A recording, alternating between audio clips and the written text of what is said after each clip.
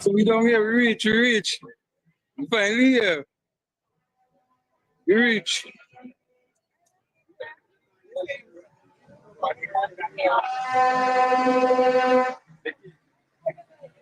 Spread the word, we down here, we reach. Finally. So we broadcasting live now, live.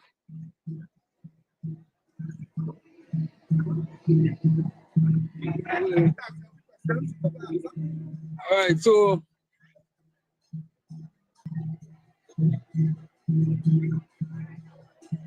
going close to the stage for the action now.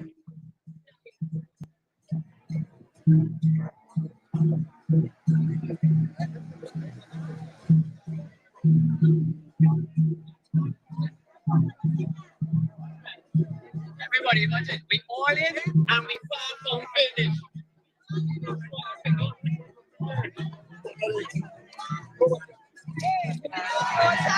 Yeah. All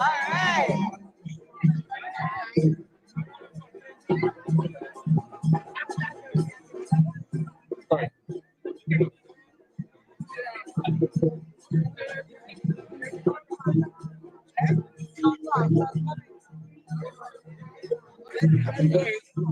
Let it stay to you, right? Right.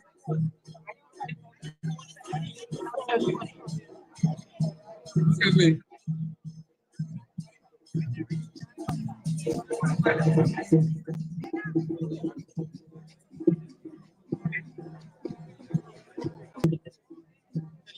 Yeah, right? Yeah. Okay. So we will walk.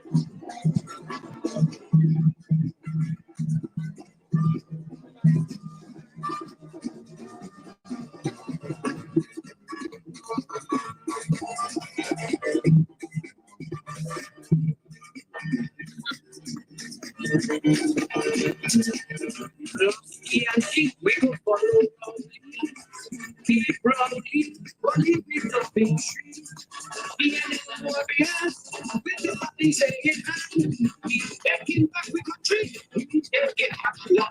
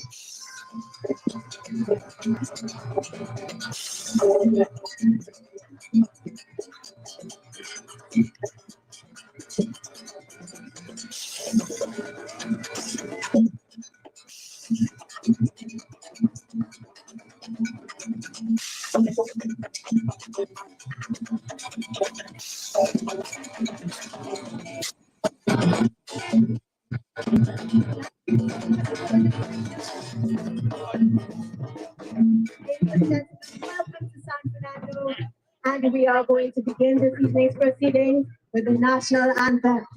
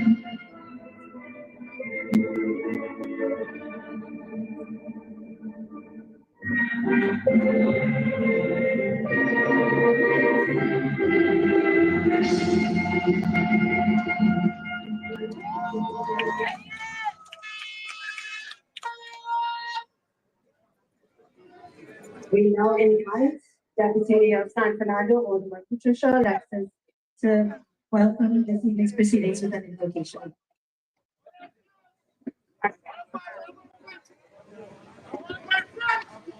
Let us pray. Dear God, we gather before you this evening as a united people, rooted in faith, patriotism, and purpose.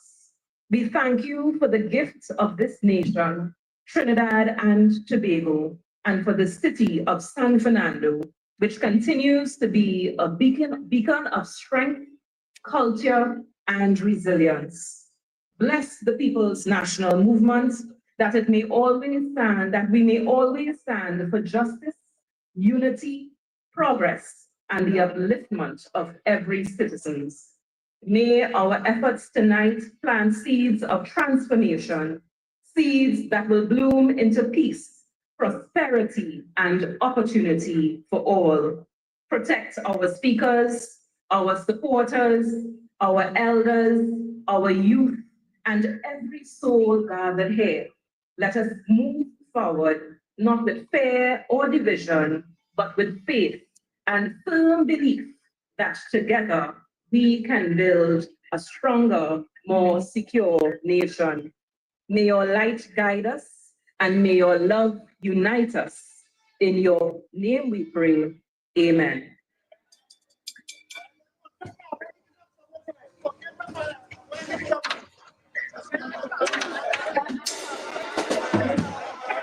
Thank you, Alderman Alexis. PNM!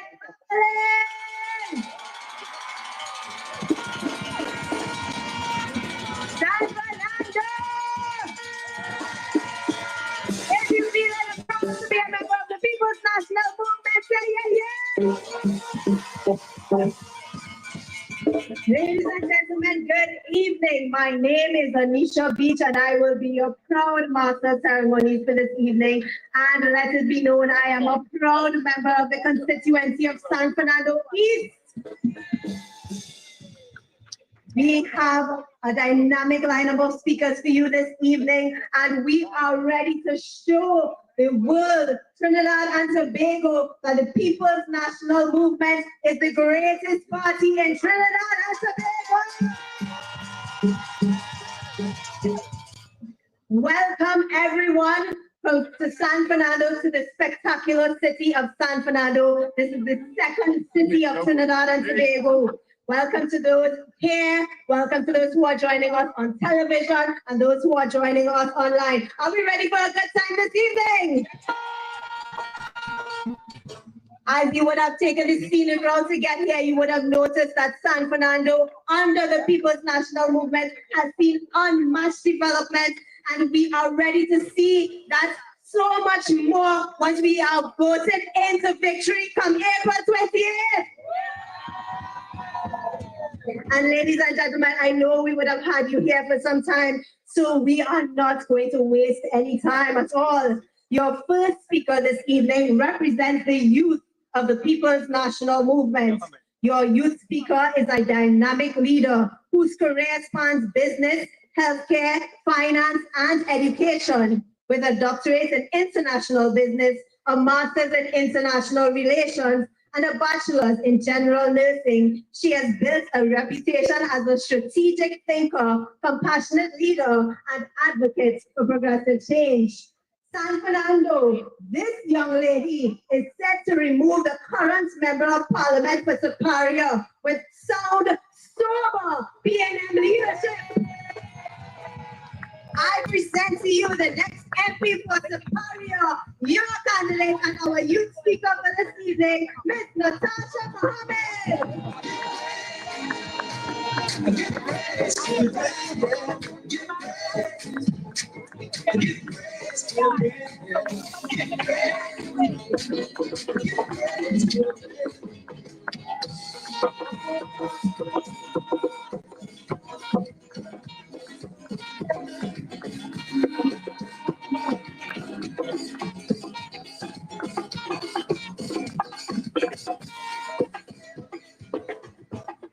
Good night, San Fernando.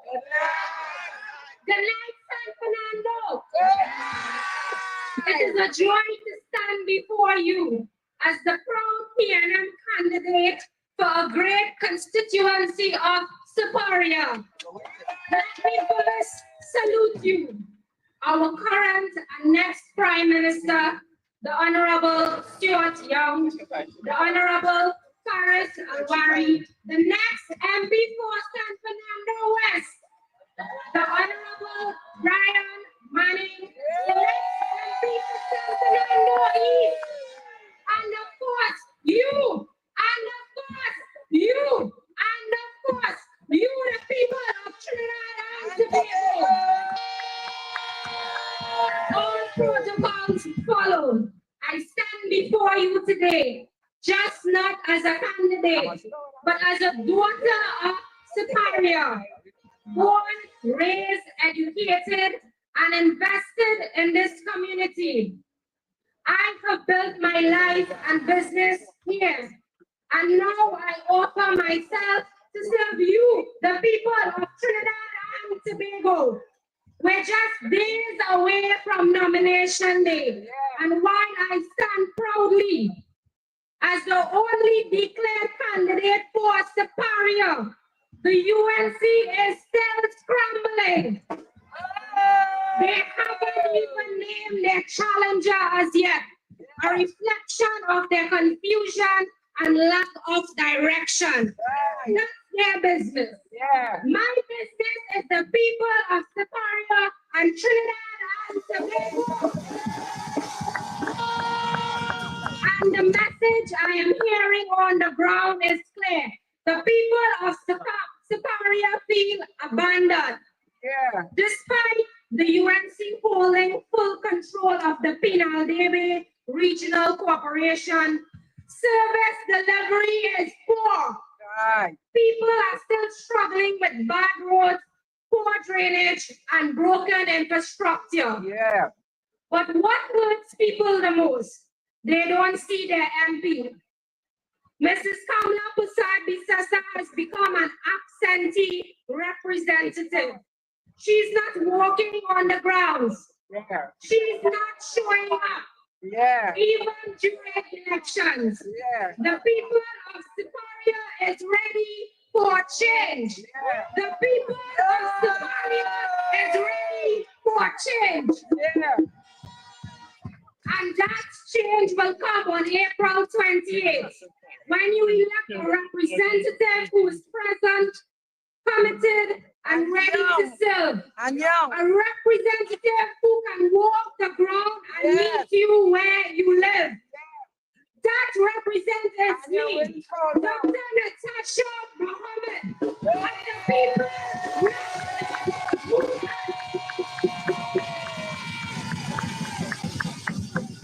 From my home in Roshan Road, I have seen the strength and the performance of the PNM. I am a product of the PNM policy, from pre-primary school to secondary school education, to university, to a PhD. That's the power of sound leadership and vision. Yeah. The PNM has guided Trinidad and Tobago through decades of development, from building the gas economy and Point Lisas to navigating global changes and investing in our people. Look at what we're doing for the youth and business. Under Minister Foster Cumming, over 25 programs are creating opportunities across our country.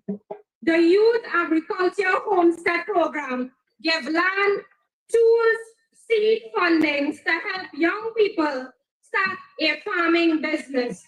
The Hoist and Drop prepare youth for careers in the energy sector as well. Young people can now access up to $20,000 to start a business in trades like electrical, plumbing, AC, and much more. For the first time in a long time, our youth feel like they matter. And that's because the PNM is a government that invests in its people. So on April 28th, you have a clear choice. On April 28th, you have a clear choice.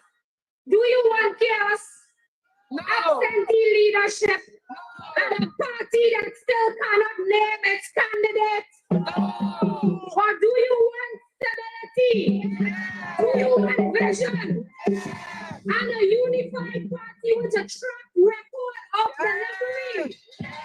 The PNM has always been ready. The PNM has always been ready. And the PNM has always been responsible. The PNM has been responsible for managing good affairs of the people in difficult times and good times. We balance in the interest of our collective good over the gimmicks and reckless and dangerous plans of the UNC. The People National Movement is the only party that stands for all across Trinidad and Tobago. A party of unity, a party of opportunity, a party of progress. In Superior, the only choice is Dr. Natasha Mohammed, and for Prime Minister, the only choice is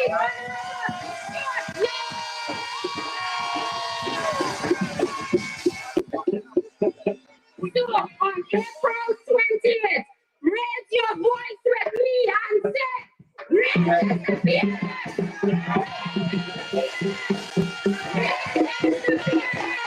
We shall prevail!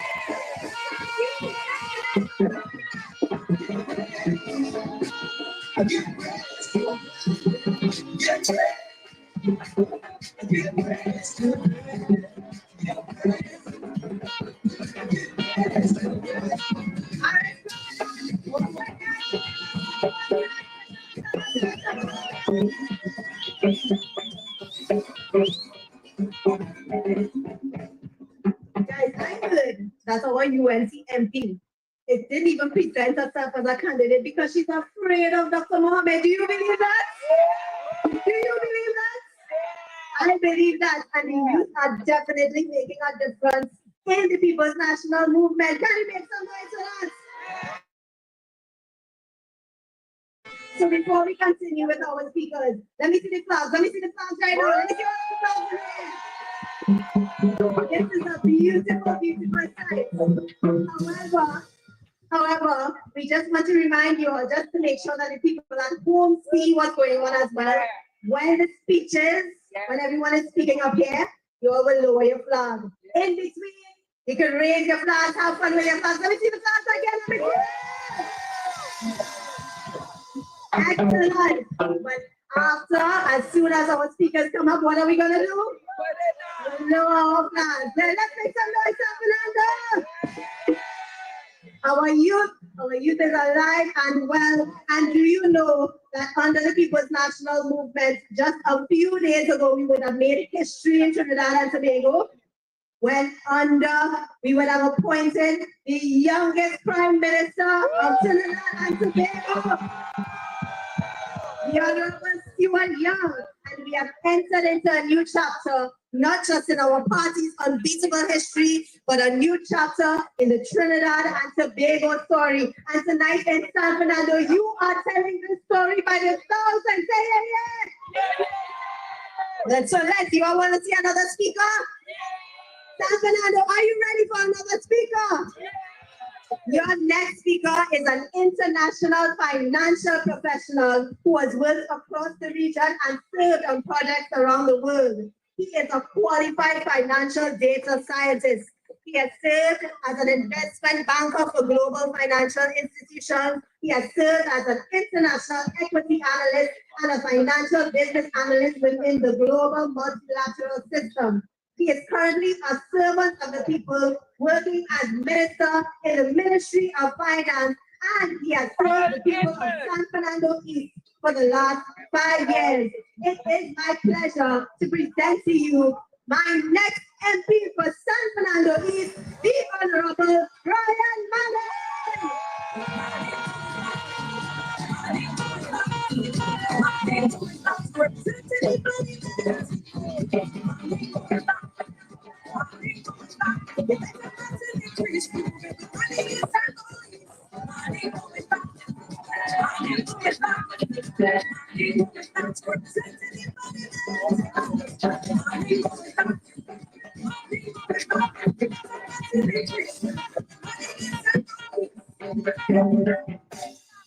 Good evening, San Fernando, and welcome, San Fernando East, maybe the best constituency in Trinidad and Tobago. I know you would agree. I know you would agree. We have been extremely fortunate to benefit from successive PNM government. In San Fernando East, we have more community centers than any other constituency in Trinidad and Tobago. Count them out for me. We have Pleasantville, Monrepo, Turkey, Vista Bella, Taradale, Pitty Moon, St. John's, St. Magdalene, and right now we are building a 9th community center at the current community, a state-of-the-art facility. And now that we have brought home the area of Union Hall back into the San Fernando East fold, I will lobby my hardest to ensure that they too receive a community center.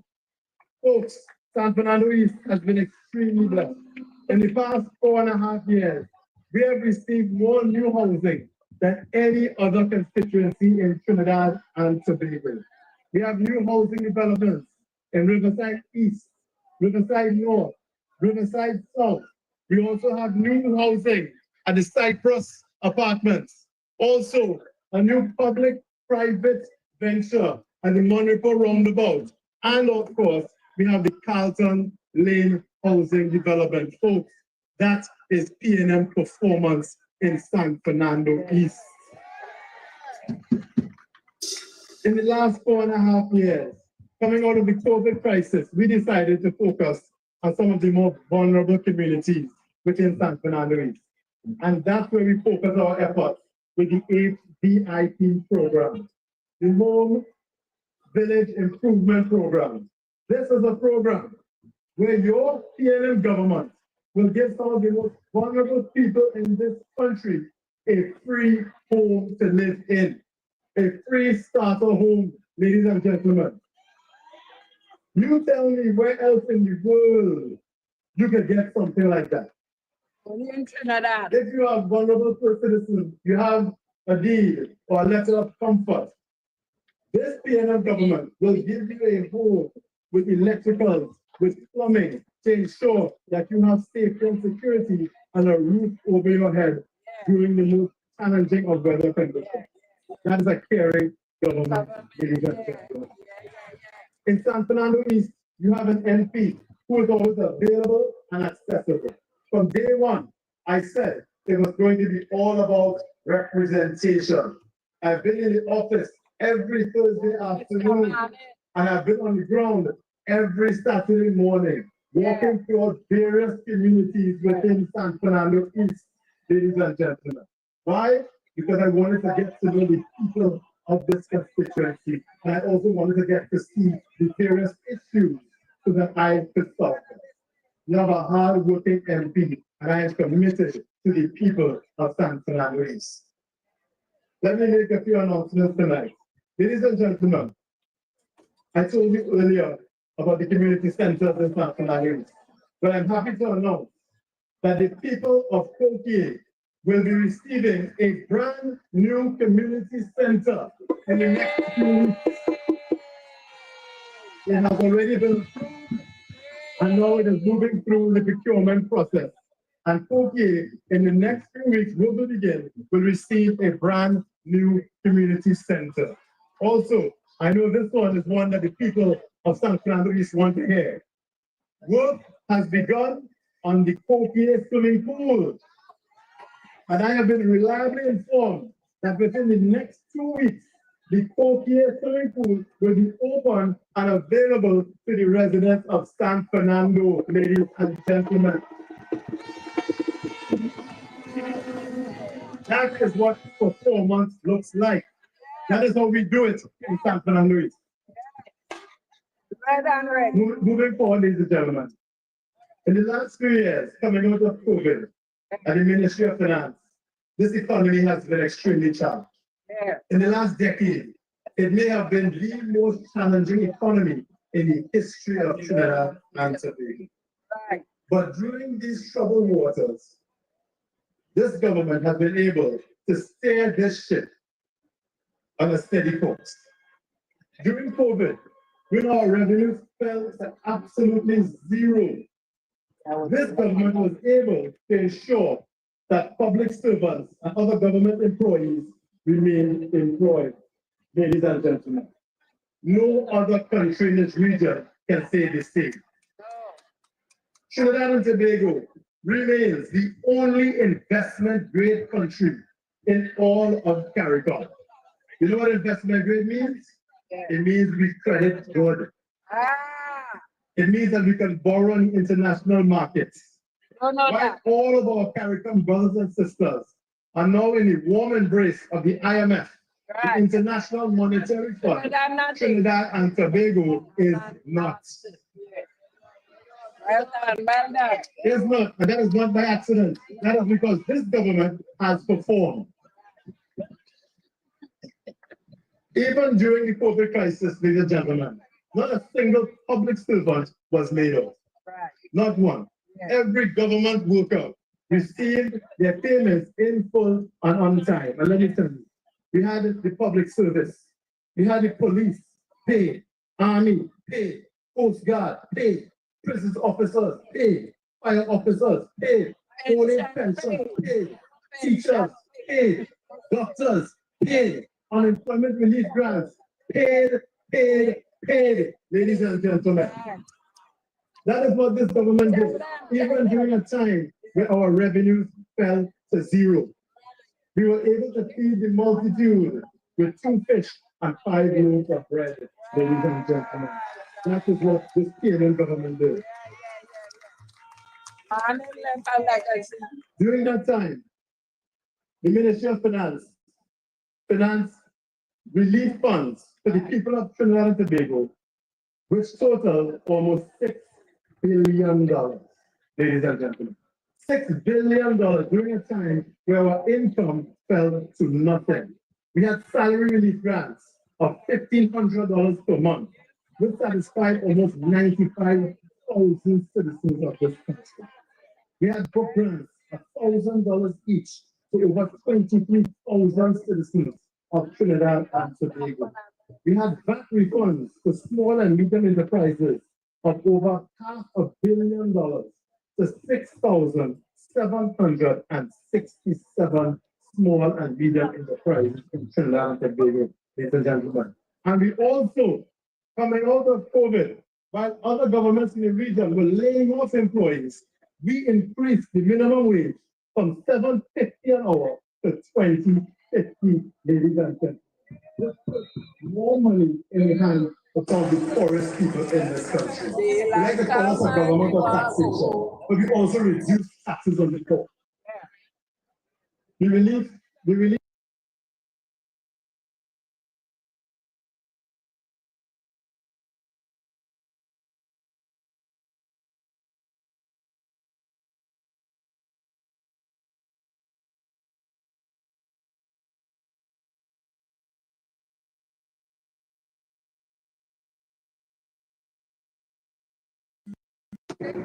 that is how this government puts money back in your pocket.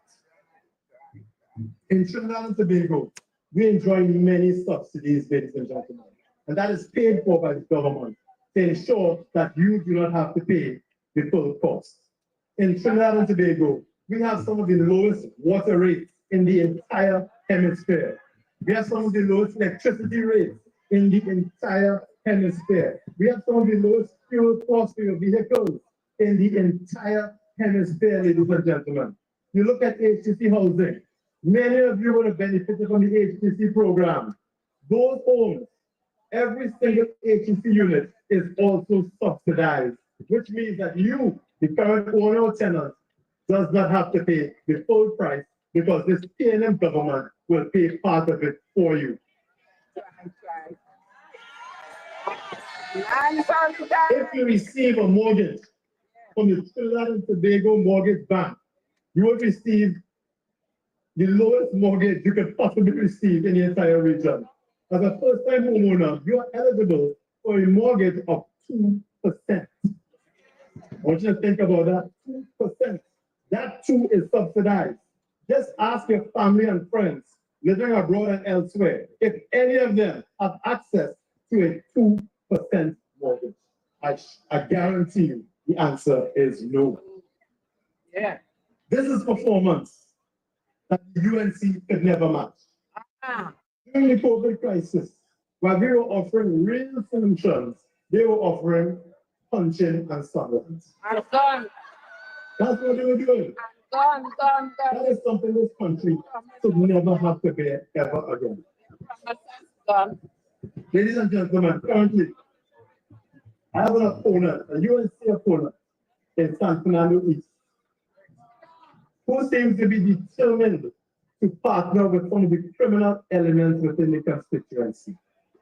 But that comes as no surprise. We know who he is, and we know what he is about. We know the gentleman cannot even get people from San Fernando East to walk with him.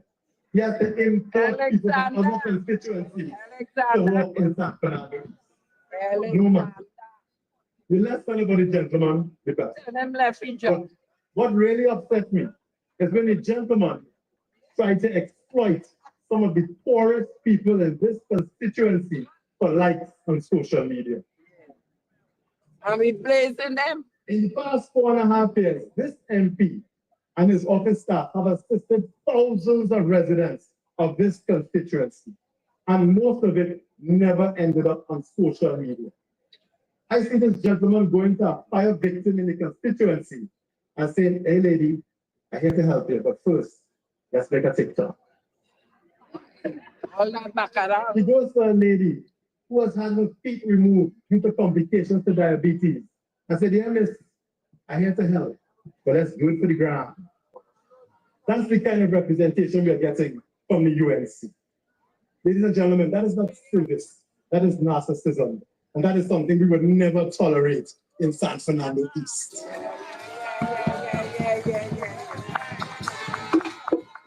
I was going to leave them alone, you know, but then he brought out the campaign manager, the so-called protocol officer. Right. Where do I begin? Therapy. At one point, the lady was so convincing, she even had me fooled. But I was sternly warned by the executive of San Fernando East and my family that no such position exists within San Fernando East. There is no such thing as a protocol officer. The person has never been a member of the executive of San Fernando East. But then she decided, after Hazel and Marie Kinsale Manning decided to set the record straight, she had the temerity, the audacity the bold facility to call my mother a liar. But let me tell you something. My mother has never had to lie. And you know what else she's never done? She's never been charged with fraud.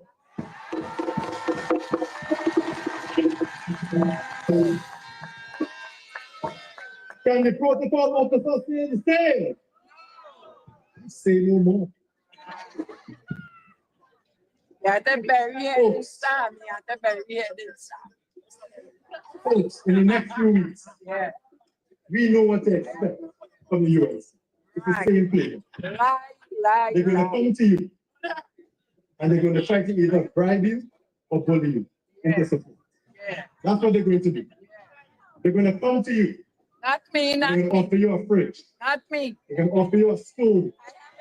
They're going to offer you a coat set. They're going to offer you $500 in a jersey. My good friends, please take it.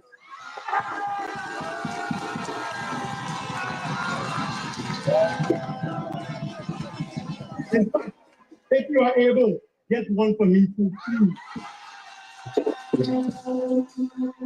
But ladies and gentlemen, don't let these small trinkets Taking blood money. force you to mortgage yours and your children's future. Because that's what they want. Yeah. That is what they want. This is the same UNC government. The same UNC government, when they came into office, they got rid of all of the youth programs. Yeah. Immediately. Yeah. Like This PNM government has implemented more youth programs than any other government in the history of Trinidad and Tobago. We even have skills training programs.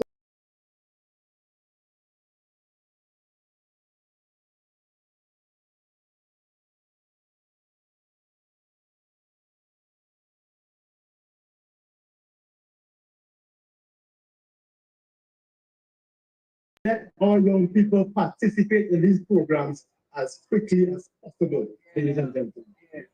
This government has also announced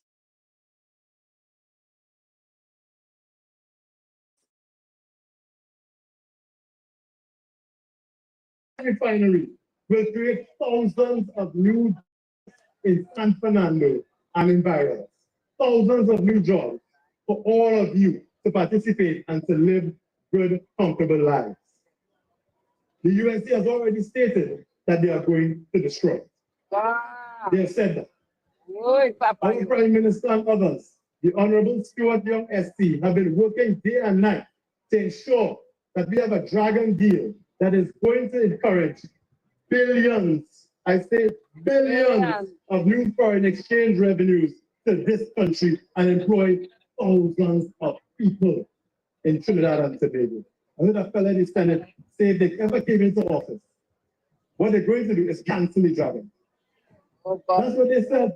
And you know, I wouldn't take them seriously. I wouldn't believe them if I didn't see what they did to the smelter in 2010. And Sanders. That smelter would have created thousands of new jobs in this country, maybe hundreds of thousands. Because that was the vision of Patrick Manning for the downstream industrialization of Trinidad and Tobago, where everyone would be accessible to a job that would be respectable so that you can live a life of dignity. The downstream plan for Trinidad and Tobago was iron, steel, plastics, aluminum. With access to those commodities, we will be able to produce a manufacturing sector that will be world-class and competitive in producing any product. Ladies and gentlemen, do not play fast and loose with your future. The UNC is a party of vindictiveness and destruction. So don't take the fridge today and then have nothing to put in it April 29th.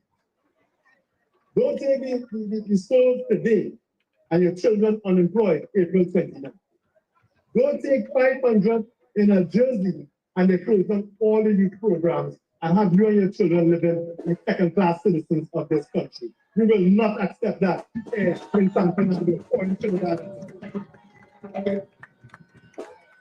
Ladies and gentlemen, what you have here is a new government, a new PNM government with a new Prime Minister, the Honorable Stuart Young SC. I want to say this evening, ladies and gentlemen, that the Honorable new Prime Minister has my full support. He is hardworking, he is diligent, he is intelligent, and I believe he has the ability, working in partnership and tandem with myself and others, to implement the vision and dream of Patrick Augustus Morgan.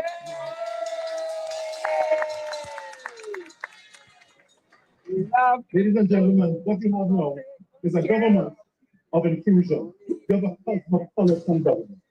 You have a government that represents you and represents me. You have a combination of experience and youth. You have a mix of races, creed, and gender. We have a government that is a national government coming from a national party. And the People's National Movement is the only national party in Trinidad and Tobago. Only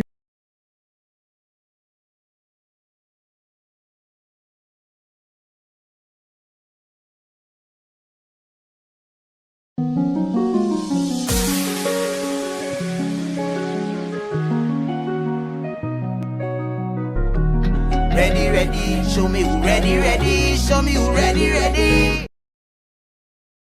let us come together and vote for the only party in Trinidad and Tobago that cares about our future, and that is the People's National Movement. So after we have done our due on April 28th, we will meet on that evening and shout from the mountaintop, great is the PNM, great is the PNM, great is the PNM, and we shall prevail. Thank you, ladies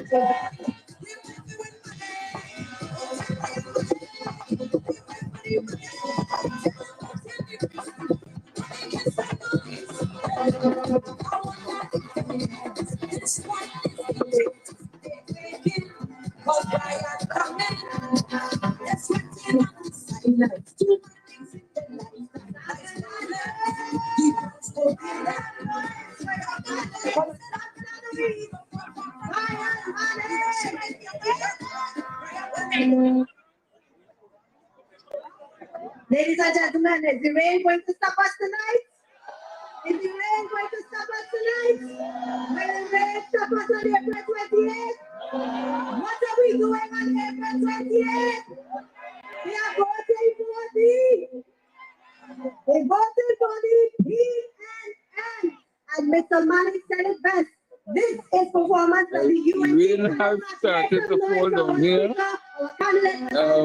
Let me just get something here. And, so take a break, Master Control. Take a small break, and then we'll come back. Let me just get something here. Take a break. Take a break, but before we get to the next speaker, take a...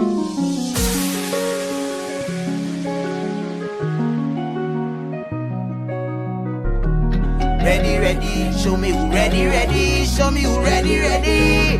This is the time, this is the place. The future is here, no time to waste. We build on the strength of those who trod this road before. Coming again, coming again. 'Cause I feel the light shining so bright in me heart and we soul. Red, black and white, together we strong. Come sun, come rain, 'cause it's blood in we veins. We all are the same. You don't know we ready already. Things not set already. Tell them we all in, we all in, we all in. Don't know we ready already. The things not set already. Tell them we all in, we all in, we all in. Oh, tell them we all in. Oh, just tell them we all in. Oh, tell them we all in. Tell them we all in. Tell them we all in. We under the same sky, feeling the same things. The movement is forward, we all want the same thing. Together we aspire, so we must achieve. Call the Red Army, the whole of TNT. So show them we ready already, the thing done set already. Tell them we all in, we all in, we all in. Don't know we ready already, the thing done set already. Tell them we all in, we all in, we all in. Oh, tell them we all in. Oh, just tell them we all in. Oh, tell them we all in. Tell them we all in. Fire in the soul, our nation so strong. To the heart of a people, the victory is won. I would like Are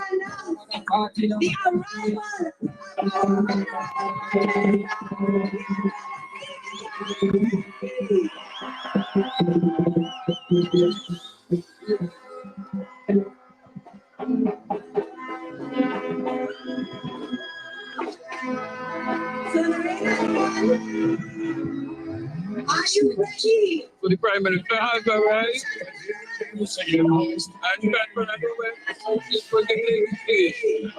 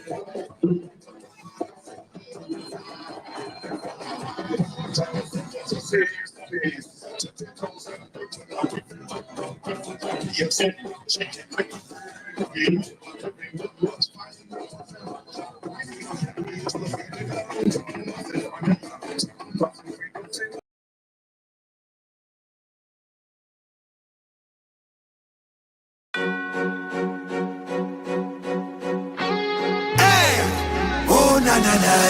Red and ready, here we on. Red and ready, here we on. Calling all the Red Army. Red and ready, here we on. Yeah, we on. Oh, na na na. Red and ready, here we on. Calling all the Red Army. Red and ready, here we on. Trinidad and Tobago. Red and ready, here we on. Yeah, we on. Yeah, we ready now. Calling the Red Army. Calling out all of we friends and family with love for TNT. From the mountain top to the valley low, everywhere we go country.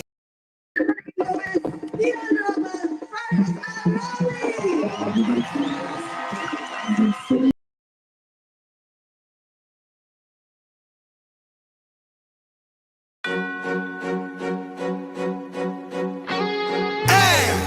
Oh, na na na. Red and ready, here we on. Red and ready, here we on. Calling all the Red Army. Red and ready, here we on. Yeah.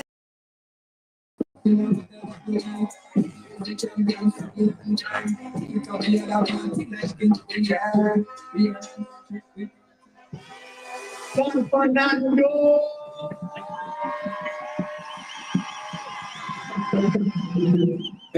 Let me hear you welcome my Prime Minister, Stuart Richard Young. Let me hear how you feeling, people. How you feeling? Right, the vibes climbing. We in a place of history. I grew up right here, listening to political speeches from my grandfather's days come right now. You have people like Mrs. Hazel Manning right here. You have our leaders, elders, youth vibe all at once, and the Lord gave us some little showers of blessing, and we're feeling good. So let us get down to business. Tonight, I am going to put a tempo which is asking you to pay attention. We have a choice to make as a people on the 28th of April 2025. We have a choice which resides in one finger, one X, one mind, one family. The question is, what is the choice that we're asking the nation to make? We have thousands here tonight, but we're speaking to 1.3 million people here tonight in Trinidad, and we're speaking through the World Wide Web and everywhere all at once. So let's broaden the conversation. We are in this blessed country. We earn our money by oil and gas revenue. On average, we earn $45 billion a year. We spend $53 billion a year. So we're earning less than we're spending. Of the $21 billion we earn in oil and gas, that sum is what keeps us afloat. Our Minister of Energy, now our Prime Minister, along with Dr. Rowley, went to secure our future, saying, bring gas to Trinidad and Tobago, keep our plants alive, because if you stop producing gas, the plants will just pack up and leave Trinidad and Tobago.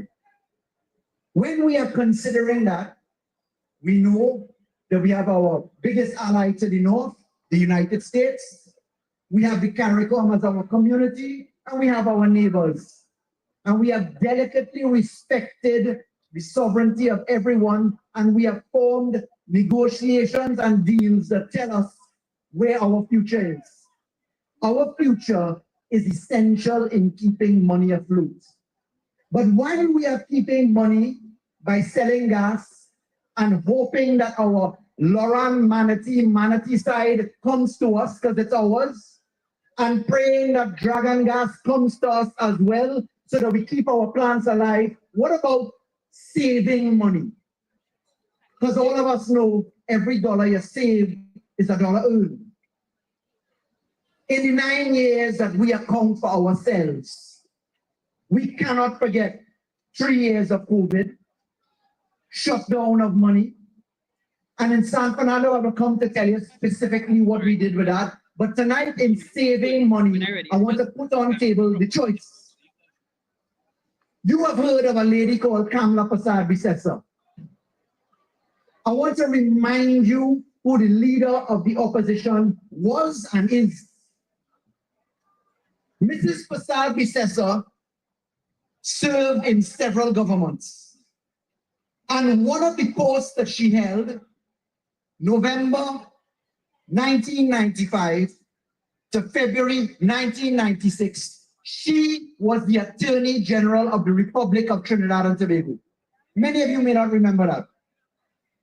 She also served as the Prime Minister of the Republic of Trinidad and Tobago for 5 years and 3 months, from the 24th of May 2010 to September 2015. And in that time, I have come to tell you about money saved is money earned. I want to remind you of something called the Piarco Airport.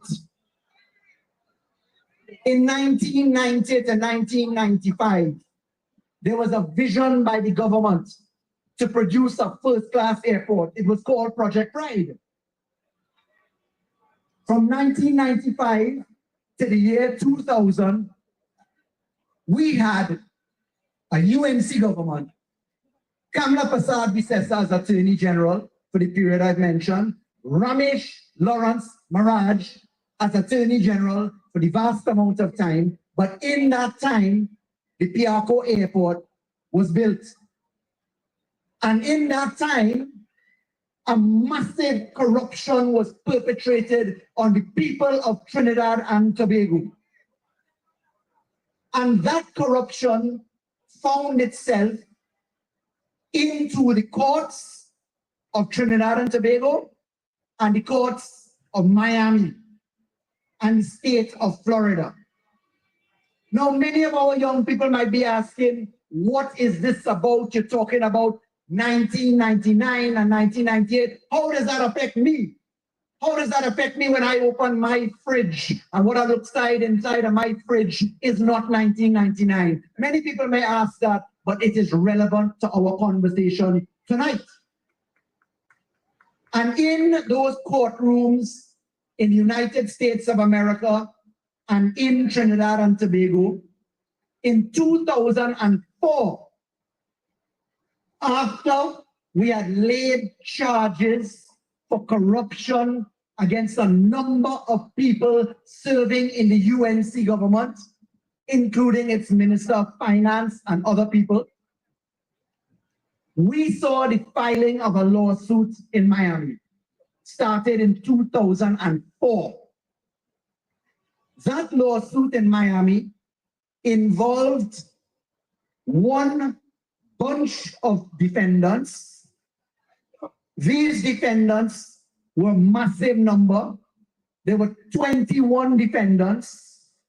There were much more because we had to sue properties and bank accounts to get them back. But we had 21 defendants. And the Republic of Trinidad and Tobago, under a PNM Attorney General, John Jeremy, followed by Bridget Anisette George, followed by Glenda Moraine, and then John Jeremy came back just before Anand Ram Logan came. That PNM government commenced litigation. At the same time, the United States government said, by way of criminal charges against Americans, against a man from Peru, against a man from Colombia, against a number of entities, the United States federal government in the federal court in Miami listened to the Attorney General of the United States in Florida bring criminal proceedings against Trinidadian people and Trinidadian companies and Americans and other foreigners. And what did the United States government do? Because Kamla Persad-Bissessar tells you this is not real, this is PNM persecuting UNC, and I'll tell you why I'm raising this topic in a little while. The United States government took these people to court. I will tell you who they are and what happened to them, because tonight I will reveal to you what you have not heard.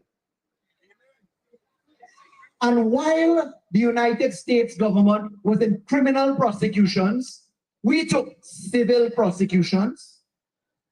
And those civil prosecutions were very important because we wanted to get back our money. $1 billion in money. You all know what $1 billion is back in 1999? $1 billion in 1999 is more like $12 billion today. And the United States government and the United States Federal Court Criminal Division, United States Civil Division, all of those cases were going on. But in Trinidad and Tobago, the PNM called an election. We lost the election in 1995. We saw the UNC go to 2000. But in the year coming up to 2000, something very important happened. The UNC government, knowing that there was criminal conduct and knowing what I'm going to reveal to you tonight by actual words, saw Kamla Persad-Bissessar, leader of the UNC today, Attorney General there, Kamla Persad-Bissessar found herself in a very interesting situation. And I want you to hear about Kamla Persad's situation, not from my words, because I wear a PNM shirt. I want you to hear it from Ramesh Lawrence Maharaj, member then of the United National Congress. I read from a Guardian article. It is entitled, Ramesh Hits Kamla on Using His Corruption Bill. It's written by Gail Alexander back then, and Miss Alexander was writing, UNC MP Ramesh Lawrence Maharaj says he's happy new leader UNC Kamla Prasad Bisesa has had a change of heart in fighting corruption at all levels and intends resurrecting an anti-corruption bill he drafted in 2001. But hear what Mr. Marad says. When Mrs. Prasad Bisesa came in as Attorney General, she reintroduced the bill. But as AG, she also fired Carl Hudson Phillips, who was special counsel to the Bob Lindquist corruption probe at the time, and she also fired Lindquist in total. Mrs. Prasad Bisesa also asked the police to do a criminal probe on me, that is him, Ramesh Lawrence Marad speaking, for hiring Lindquist, and Senior Superintendent Wellington Virgil came to me and said he was mandated to see if I had misconducted myself in public office by hiring Lindquist, because he felt that my hiring of Lindquist to probe corruption amounted to a criminal offense. That is Ramesh Lawrence Maraj telling about Kamla Prasad Bisesa as Attorney General when she was in the United National Congress. But it goes further. On the website of Bob Lindquist, in full living color for you to see, he has a tale on Piarco International Airport, Trinidad construction, bid rigging, money laundering. And listen to Mr. Lindquist's words, not mine. A flight into the procurement process. He says, in September 2000, the Attorney General of the Republic of Trinidad and Tobago retained Lindquist to conduct investigations into allegations of corruption and procurement, fraud regarding construction of the country's Piarco International Airport at a cost of some $110 million. Lindquist called Marshdorf and Stamler to assist with the mandate. Our interim report was issued within 2 months prior to the country's general election held in December 2000. The AG's political party won the election, but the investigation did not continue. Thereafter, in 2001, the AG is referring to Ramesh Lawrence Maraj, and 2 other ministers resigned from cabinet over the inability to obtain funds for the anti-corruption unit to consider its investigation. I am reminding you of Kamla Prasad Bisesa from the words of Bob Lindquist, the words of Ramesh Lawrence Maraj, in saying, as they have said, not me, that there was no money to stop the probe by starving the funds. Now let's get to the back of your fridge today. Let's get to why this is relevant to all the young people today. What happened in 2010 to 2015 was that Mrs. Prasad Bisesa appointed an Attorney General named Anand Ramlogan, a man on criminal charges in Trinidad and Tobago today for witness tampering. A man who have yet to answer criminal charges, still going to come on the Vincent Nelson matter for legal fees kickback.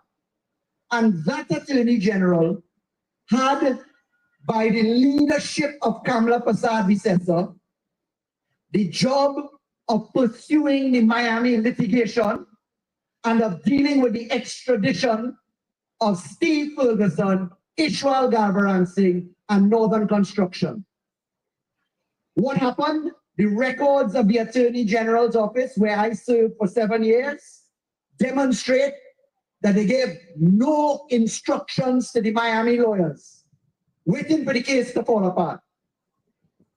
Worse yet, when time came for the extradition matter to proceed, after arrest warrant happened, authorization to proceed happened, you go through habeas corpus, judicial review, High Court, Court of Appeal, Privy Council, come again, High Court, Court of Appeal, Privy Council. We get to a judgment of Mr. Justice Ronnie Budu Singh, and that judge in 2011, November 7, 2011, said, because of how the case was presented, Ramlogan having fired Douglas Mendez and his team who were doing the case, bringing new lawyers. In that case, the judge said at High Court, I will quash the warrant, bring them to trial in Trinidad and Tobago. I want to read for you a letter from Anand Ramlogan to the Miami lawyers. And the Miami lawyers received a letter January 3rd, 2011 from Anand Ramlogan. He writes to the lawyer for Trinidad and Tobago and Miami, and he says, I advise that I have taken the decision not to appeal the decision of the Honorable Mr. Justice Budu Singh, delivered on the 7th November in the Steve Ferguson case, and he called the whole name. The result of this is that the defendants will not be extradited to the United States of America to face trial there. I'm coming back to your fridge. Remember your fridge in your head tonight, San Fernando. Remember when you open the fridge and you're asking, what the government do for me? We want to put food in your fridge. We're talking about saving money. We're talking about who you are going to think about on April 28th to put in office or not put in office, to vote, to stay home or to not vote. And coming to that, you have Ramlogan's letter. Well, let me tell you, at that point in time, Mrs. Prasad Bissessa had received a closing statement from the lawyers in Miami, giving the government of Trinidad and Tobago millions of US dollars. One letter alone, July 12, 2010, the amount of $2,753,889.06 received and signed off for by Anand Ramlogan on the 12th of July 2010. Did you ever hear about that? No. Did you hear about what had happened in the criminal cases? No. I'll come to that. But stepping now into the UNC, back then, I want to remind you who is asking to go back in office. And Prasad Bissessa passed a law called the Administration of Justice Preliminary Inquiries Act. We call it a JIPA. But she proclaimed one section in particular, 31st of August 2012, Section 34. And Section 34 says, if you're cased in the court longer than 10 years, get out of jail. Past that 31st of August 2012, and they went to court and they exercised their rights and they say they're out of jail. So no extradition. Ramlogan said he's not appealing. That wasn't good enough, you know.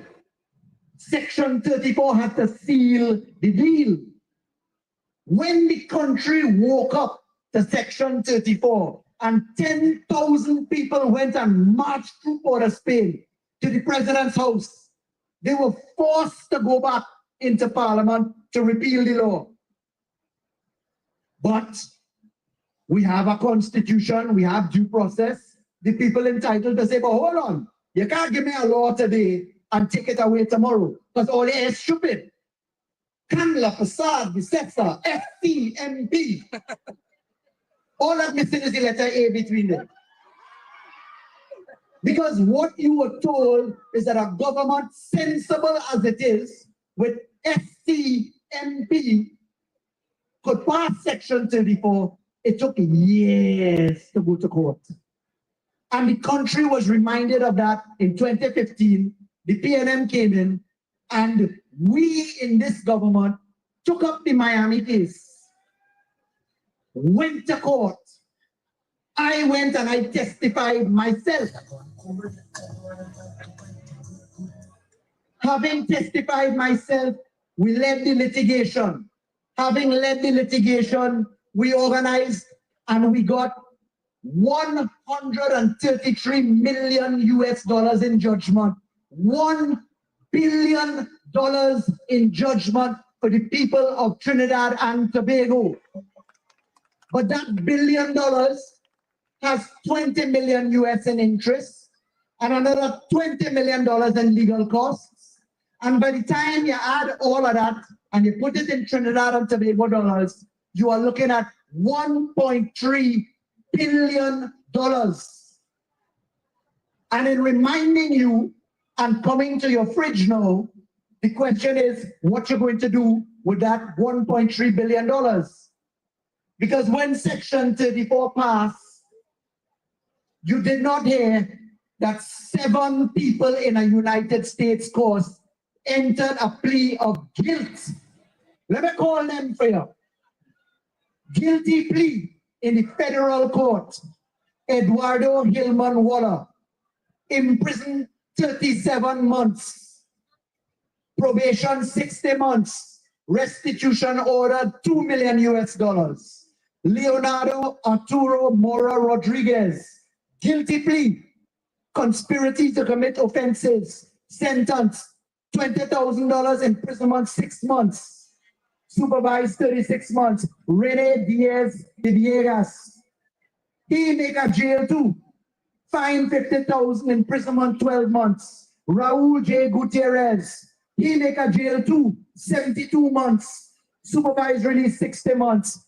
$22 million in restitution US. Armando Paz, guilty plea, home detention 6 months. Richard Lackle, guilty plea, sentence 15,000, imprisonment 16 months. Carl McQuitt, guilty plea, conspiracy to commit wire fraud, probation 5 years. You know what they have on those people, listen here? Fugitive from justice. Because Ram Logan said in the letter I read out, I am not appealing. Kamla Prasad Bisesa, SC and MP, decided as Prime Minister she good with that. United States Embassy issued a press release saying that they are deeply concerned about the lack of extradition. U.S. Embassy statement on Ishan Steve, written by the Trinidad Guardian. But ladies and gentlemen, I want you to hear tonight what the people themselves have to say. Because tonight I have what you didn't hear. I have the letters of apology to the people of the Republic of Trinidad and Tobago. These people have apologized to the state. And even though we have matters in court, that court matter in the United States Federal Court, done and finished, because them gone to jail, serve time, come out, pay money, and you never see 1 cent of it from the United National Congress. And them bold-faced enough to tell you, come back and vote for me. Kamla Prasad Bisesa, SC and MP. Listen to this one. I have 7 letters of apology. First one, January 18, 2007, written by Eduardo Hillman Waller. I'm going to read an excerpt. I, along with my company, Burke Hillman, selected tainted process to shepherd and safeguard the process of designing Piaku. I was to use my considerable experience and skill in this function and to do everything in my power to protect the investments of the people of Trinidad and Tobago who were making this important capital infrastructure. Instead, I must sadly and with deep regret admit and inform you that I did not do that.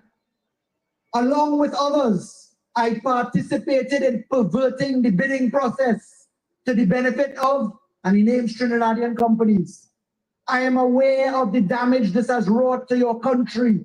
I am very sorry for what I did. I knew it was wrong.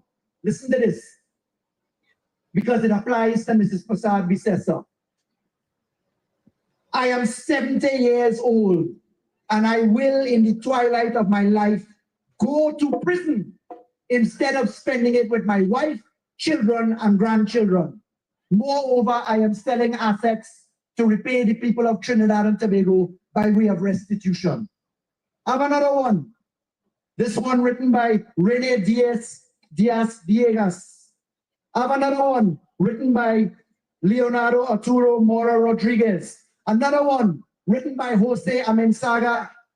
I have another one written by Suarez Company, another one written by Mr. Burke, all of them apologizing to the citizens of Trinidad and Tobago for the thieving that went down of the money at the Piarco airport. And you tell me, how on God's earth can we install Kamla Prasad Bisesa back into government to supervise your money? What is going to happen to the $1 billion judgment that we have collected for you?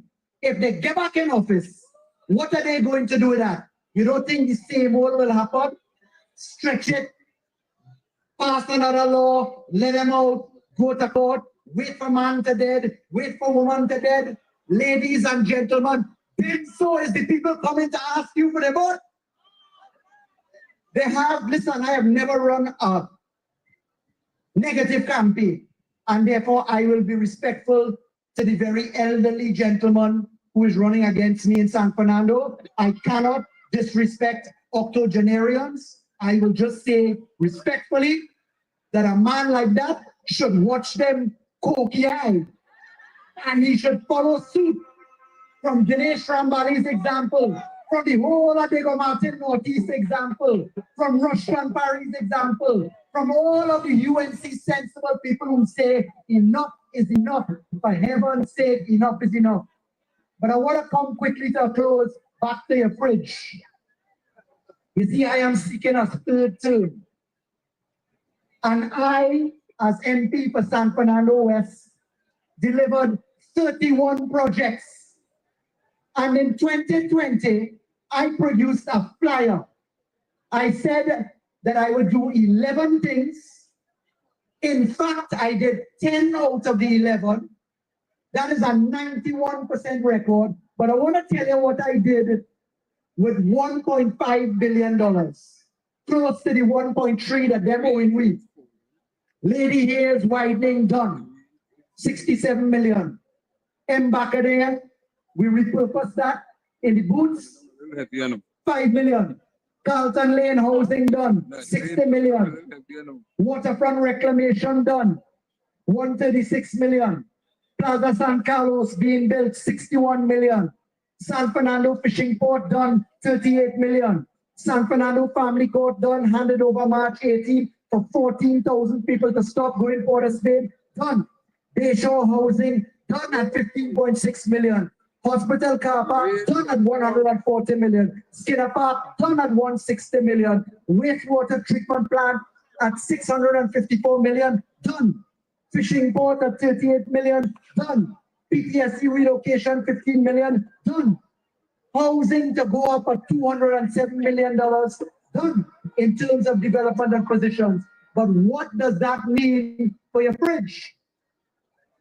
It means that everybody who is looking for an HTC home of good value in San Fernando, we are building your houses, go and see the open land. It means that when you're seeking jobs, that when you get a high-paying job in a marina, which is being built on the solid land we have at the waterfront now, solid land, it means you get US dollars. It means that employment is given, all of this delivered by infrastructure of the same amount as the judgment that Kamla Prasad Bisesa, FC and the MP has denied us for all these years. Ladies and gentlemen, we need the money. We want the money. You have a choice to make. On April 28th, will you allow our progress to continue? Will you put scamps into office? No. Will you send somebody back who was Attorney General, Prime Minister? Watch them go appeal. Watch them pass Section 34. Watch them stretch time. Are you going to put her back? Well, you only have one choice.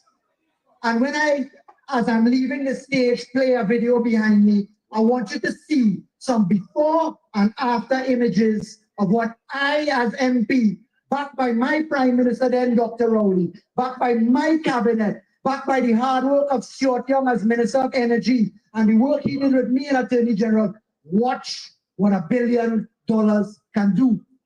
And understand we have a vision because we're ready and responsible to deliver Trinidad and Tobago with policy. So I will end, as the video comes on, by telling you, great is the PNM, great is the PNM, great sunshine, we shall be.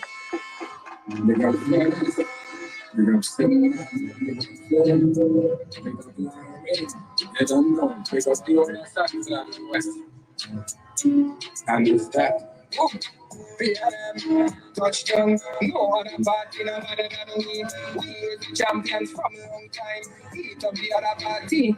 Yeah, PNM, touchdown, no other party, no other than we. We are the champions from a long time. Beat up the other party like ping pong. Yeah, PNM legend, we party, we bring it. Hospitals and the school, and we win it.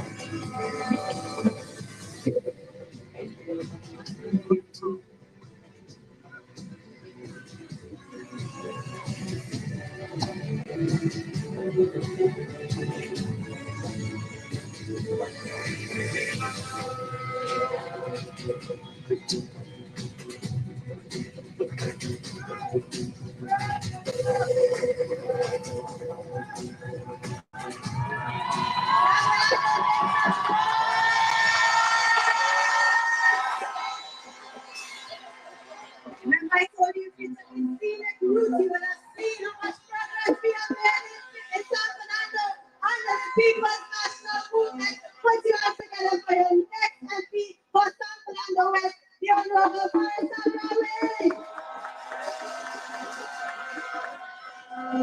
And he speaks out and listening with facts and figures.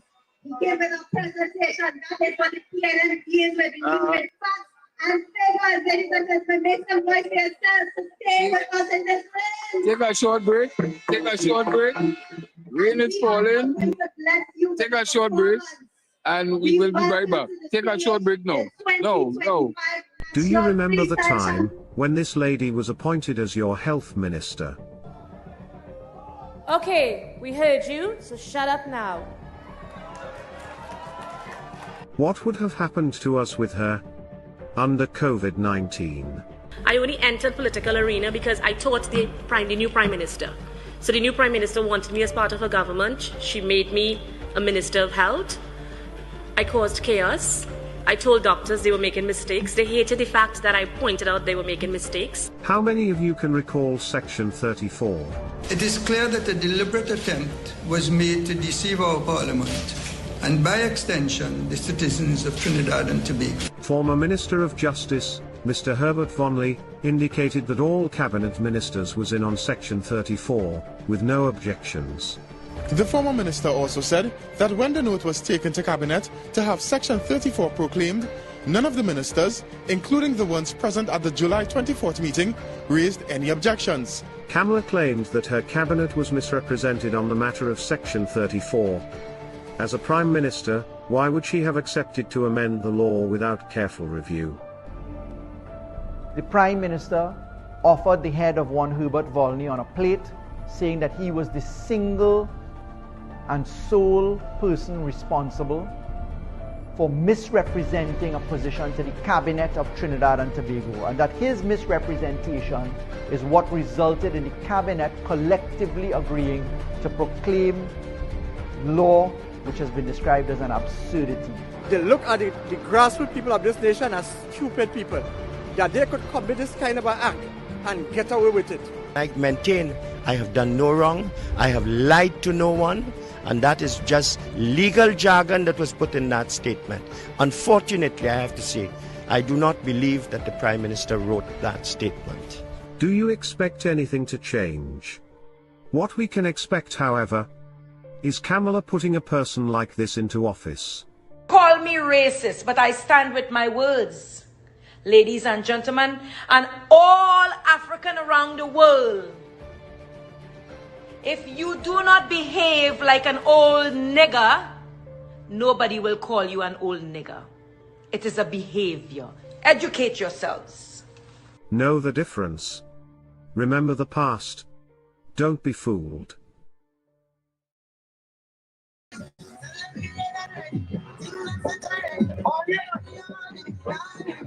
yeah, we done what's already, you know. We done what's already. Everybody say, ole, happy zero. Ole, happy zero. Let it be happy zero. Let it be happy zero.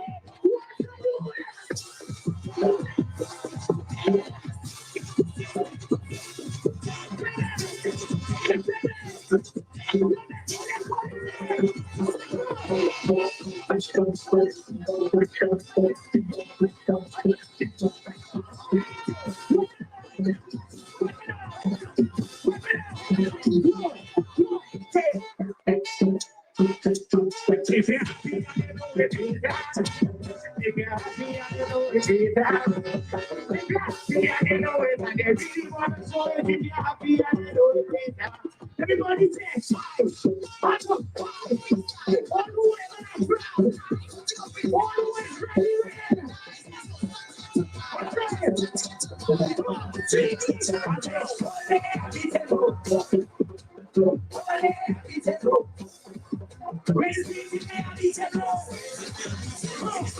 Everybody's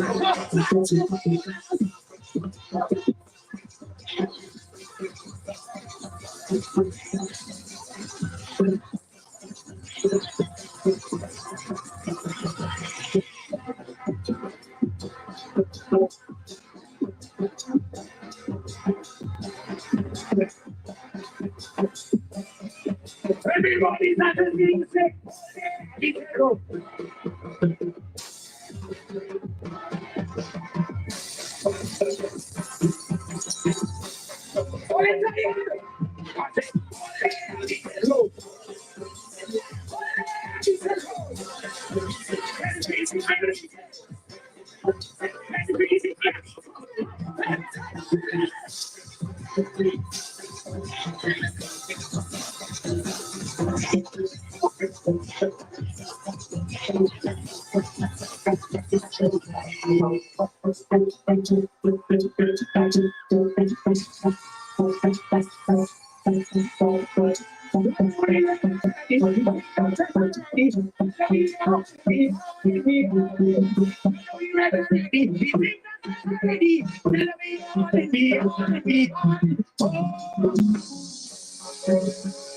is time. I said this is time. Ready, show me ready, show me ready. This is the time, this is the place. The future is here, no time to waste. Build on the strength of those who trod this road before. Come inside to the light, shining so bright in the heart of the soul.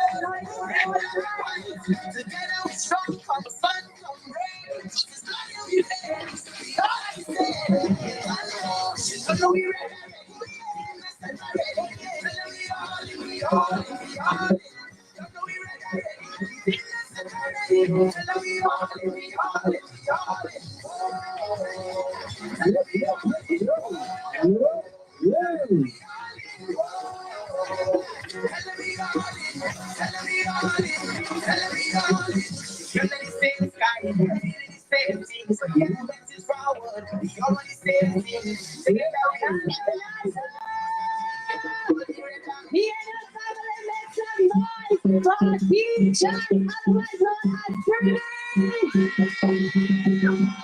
Ladies and gentlemen, he made it all the way down from Maloney in the rain to come to sing and perform for you. Y'all say thank you, pretty.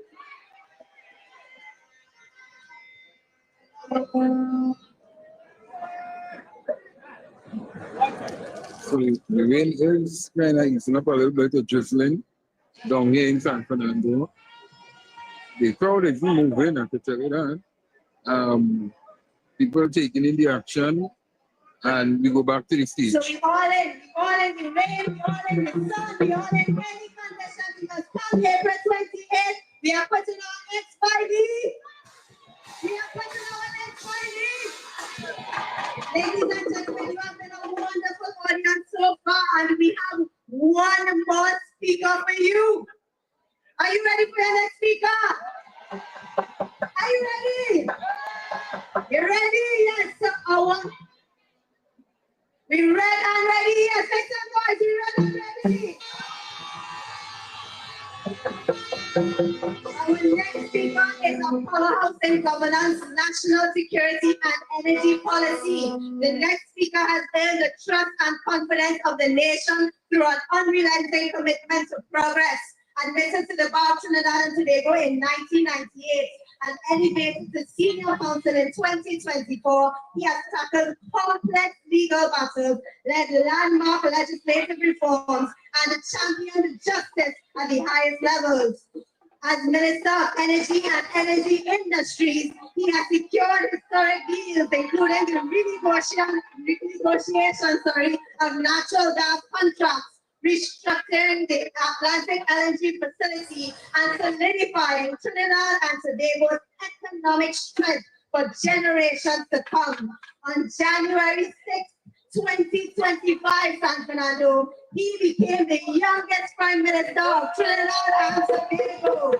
San Fernando, he is a man of action, a negotiator. He is not and responsive, quick to learn, and most importantly, perform at the highest levels of regionally, locally, and internationally. This has prepared him to lead both our party and Trinidad and Tobago in this new chapter. PNM family, this is a new era. We are ready with a man who will bring responsible governance. I want you to raise your flag. This is what I present you.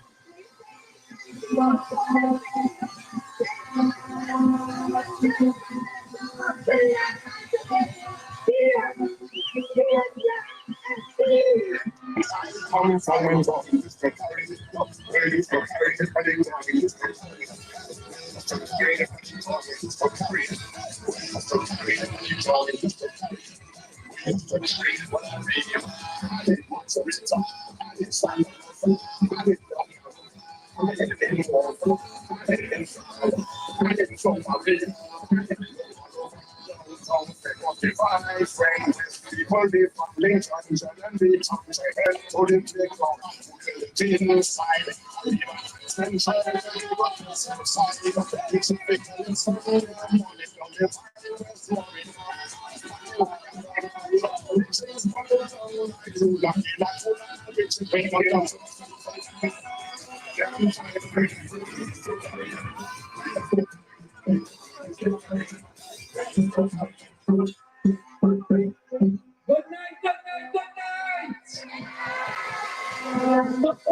the PNM officers, to all of our candidates covering up the April 28 elections, to my PNM family who are standing here despite the rain, to all who are listening and following from at home, welcome. Welcome to the PNM and welcome to San Fernando. Still here in our thousands despite the rain. Ladies and gentlemen, tonight we need to have a serious and a sober conversation. Because you see, the future of Trinidad and Tobago depends on all of us. The future of Trinidad and Tobago depends on the choice that citizens will make on April 28th. So I have come here tonight as your humble servant to speak to the population of Trinidad and Tobago and to tell you why you have to make the right choice on April 28th and why it is important. Because you have to do a comparison. You have to do a comparison as we all do. You know what a PNM stable, sober, good government has done for the last 9.5 years. You have seen that without a doubt, even in the most difficult of times, including a pandemic, we were able to always, as the People's National Movement, put country first. And you young people in front, you are the ones who must lead us to the polls on April 28th and take with us all of our senior citizens, everyone to vote. Fellow citizens, do not be fooled. There is a serious campaign afoot by the UNC to fool the population with lies and misinformation and to try and lead this country astray. But we in the PNM have faith. We in the PNM believe that the people of Trinidad and Tobago know what is the right choice come April 28th. This government in the last 9.5 years has worked night and day, rain, sun, no sun. And we have worked for the people of Trinidad and Tobago. We have now established a solid, a stable foundation upon which we are ready to write a new chapter. Are you going to join us in writing a new chapter on this foundation? So let me give the population some examples of where the PNM government in the last 9.5 years has shown in difficult circumstances that we will always do what is right for country and how that works out well for everyone, despite what you hear the UNC saying. And a question we have to ask is, where is the UNC getting all of this money from to pay people on the train line, to pay people in Bacadere, to pay people all over the country, including influencers, $40,000, $5,000 and more? Where is the UNC getting all of the money to run ads in the newspaper, ads on television, ads on the radio? And that is a serious question that citizens need to ask. So in the last 9.5 years, let me give you some examples of what this government that Dr. Rowley led, that I now lead with all of my capable, intelligence colleagues who have integrity, have done. Only a few examples because I have to get to something very important tonight. You all know about CLICO and CLF. In 2009, a PNM government took a decision to intervene in CLICO and CLF because it had the potential to destroy the financial system, which means it could have led to instability in Trinidad. So a PNM government went in 2009 under former Prime Minister Manning, and they went into CLF and CLICO and said, we will make it whole until it recovers. It didn't recover. In comes in the UNC in 2010 to 2015. They did nothing. We, the citizens, put in over $20 billion into CLICO and CLF. $20 billion, you know. That is almost half of the annual budget. The UNC did nothing to recover that money on your behalf.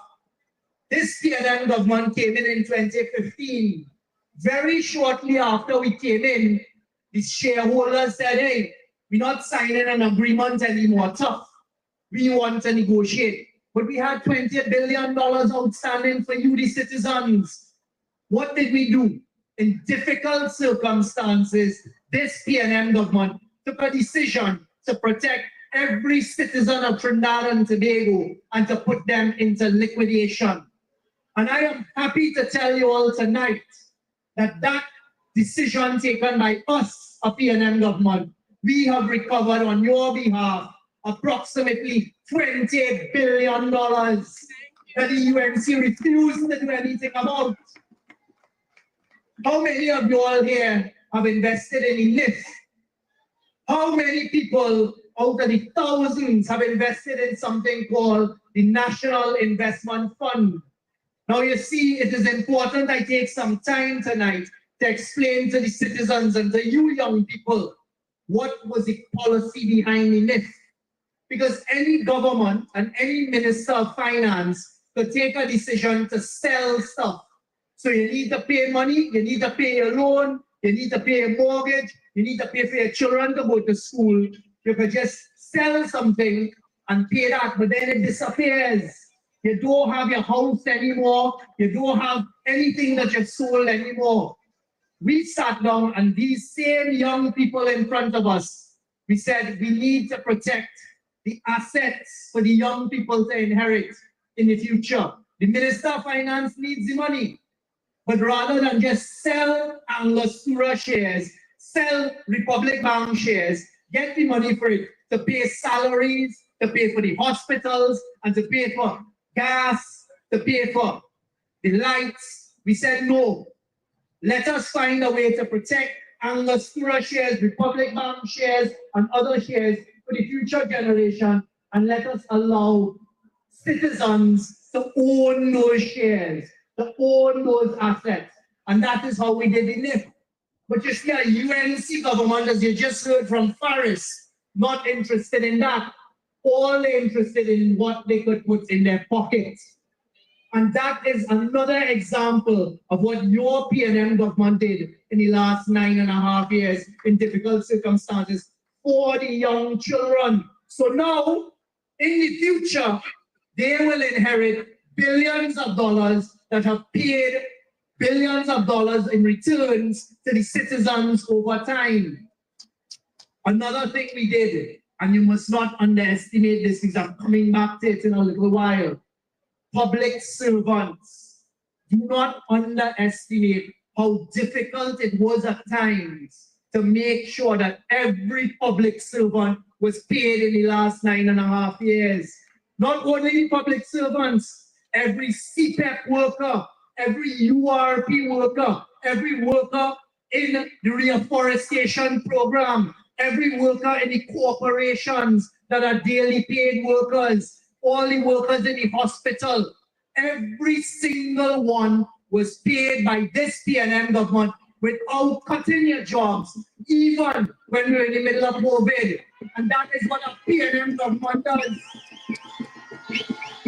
A PNM government, a responsible government, made sure that all of your jobs you were paid for, making sure that you were able, with the limited money that we have, to go home when you get your salary and look after your family. And I'm going to tell you about the bag of promises that the UNC are trying to sell to you and how it is impossible. So in COVID, you remember what the UNC did? We are trying to protect lives. The UNC were in court once, twice, 3 times a week, suing the CMO, the chief medical officer, suing our doctors, suing our nurses, suing the government to try and capsize everything. Ask yourself, are those people who care about us? We are trying to protect lives, but your government was determined to ensure. We borrowed $17 billion in 2020 for COVID. $17 billion to make sure everyone was paid, to make sure that small businesses did not collapse, to make sure that even though public servants were not going to work, they were paid, to make sure that our doctors, our nurses, our policemen were paid. Give your PNM government a round of applause for that.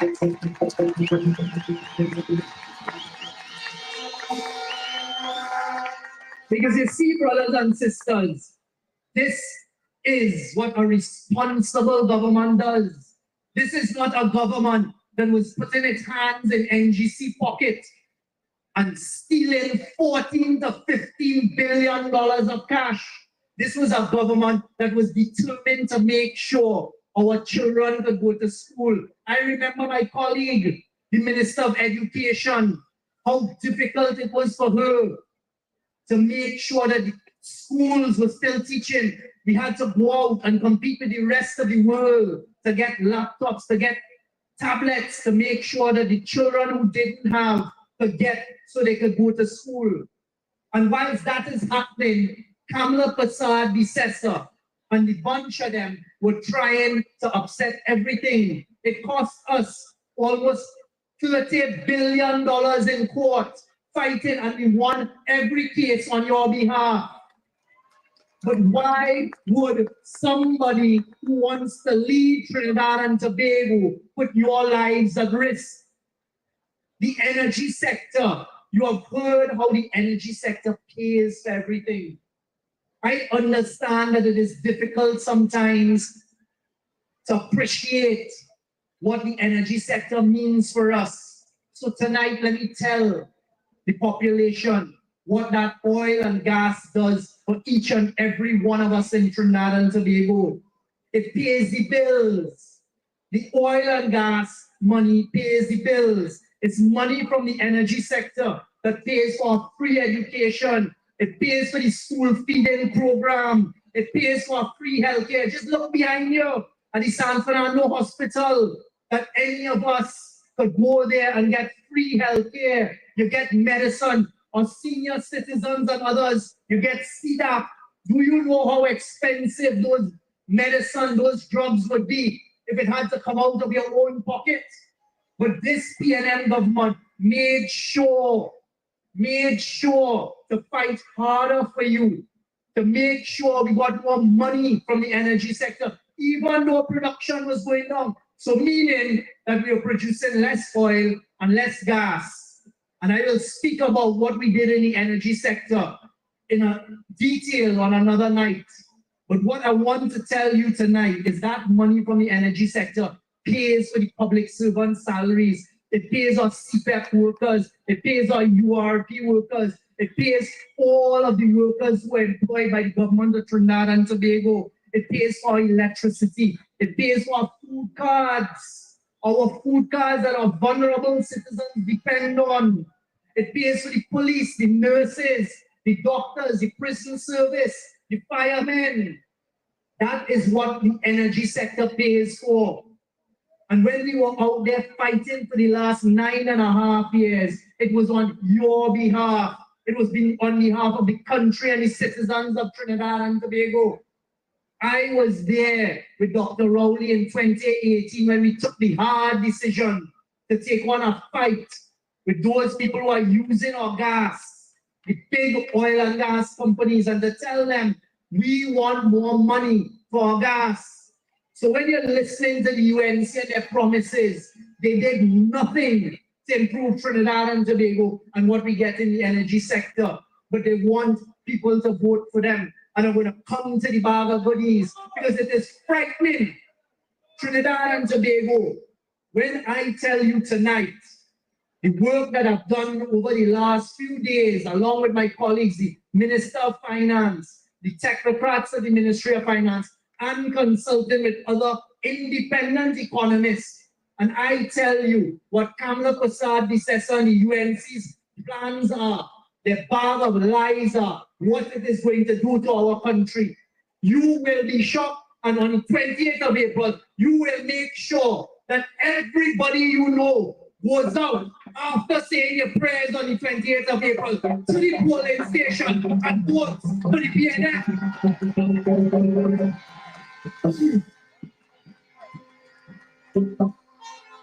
They did not negotiate a single gas contract. So when they talk about PNM negatively affected the energy sector, lie. You did not negotiate a single gas contract to get gas for Trinidad and Tobago. The one contract you negotiated costing our children, costing our senior citizens billions of dollars in loss. That is the UNC style. That is how they govern Trinidad and Tobago. Unacceptable. Let us get quickly to Petrotrin. Because you see, we in San Fernando, we next to Claxton Bay, we next to Faizabad, we next to La Brea, we next to Oropuch. We are in the heart from San Fernando of people affected by Petrotrin and people affected by a hard decision. It wasn't easy. We spent months trying to find a way to stop the losses at Petrotrin. But we had to take the difficult decision. And that is what a government does. We never shut down Petrotrin. So when you hear the UNC still with their lies about how PNM shut down Petrotrin, I want each and every one of you to tell you that is a damn lie. This PNM government did not shut down Petrotrin. You go and check the facts. From 2010 to 2015, under the UNC, production of oil at Petrotrin was collapsing. They lost over 20,000 barrels of oil a day in that time. When they had Petrotrin, it was making profit. Yes, it had made profit. But by 2013, it had started with losses. By the time they left office, we were losing billions of dollars every year at Petrotrin. And we tried. But by the time we had to take that hard decision, but it wasn't a heartless PNM government. We sat as a cabinet. My colleagues and I sat as a cabinet with Dr. Rowley. And we decided we were going to find $2.7 billion in cash to make sure every worker at Petrotrin who was going home was paid money. And that is what a PNM government does. So we restructured it, and today I can report to you that Heritage is earning billions of dollars in revenue. No loss. It has earned billions of dollars in revenue and hundreds of millions in profit. Billions paid in royalty to make sure our children can go to school, to make sure the hospital lights, look behind you. The hospital lights are on and there are nurses and doctors there. Barrier, not a day you couldn't go to a fuel pump across Trinidad and Tobago and put gas in your car. That is a responsible PNM government. So don't listen to the UNC lies. Tell them when they come to your house, including with Ansel Roger, you should know better. You lie, you damn lie. We have tried hard as a government to ensure that that refinery is reopened. Anybody who tells you that the government can reopen the refinery, they're going to bankrupt you and they're going to make sure that our children cannot go to school free in the future. They're going to make sure that the hospital has no drugs in the future. We went out, you all remember the first time we went out to try and open the refinery again? Who we gave the opportunity to? Who we gave the opportunity to? To Ansel Roger, not so? And we start with them and we work hard with Patriotic to find a way. But you see, The first thing you need for a refinery is you need oil. The refinery produces 150,000 barrels of oil into product. By then, they were only producing in Trinidad 59,000 barrels of oil, 60,000 barrels of oil. So you had to buy oil from outside. So unless you have a supply of oil, the math's not maxing. But we tried. We gave them exclusivity. You know what that means? We gave Patriotic a time when we told them we will not talk to anybody else. We will work with you to reopen the refinery under Patriotic. But we cannot take the taxpayers' money and put it back into loss making. In 2018, 2019, Petrotrin lost $16 billion. How you could reopen that with your money? So we gave them an opportunity. Unfortunately, it didn't work. They wanted the government to give the money and the government to back bonds they could sell, but that putting us in the same khaki pants. We didn't stop.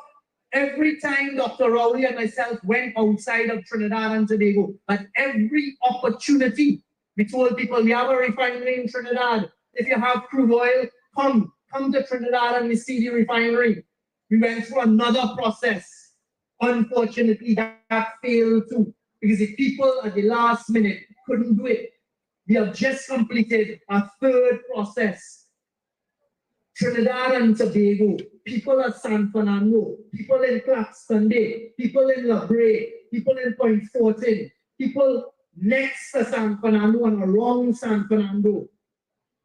I am asking you here tonight,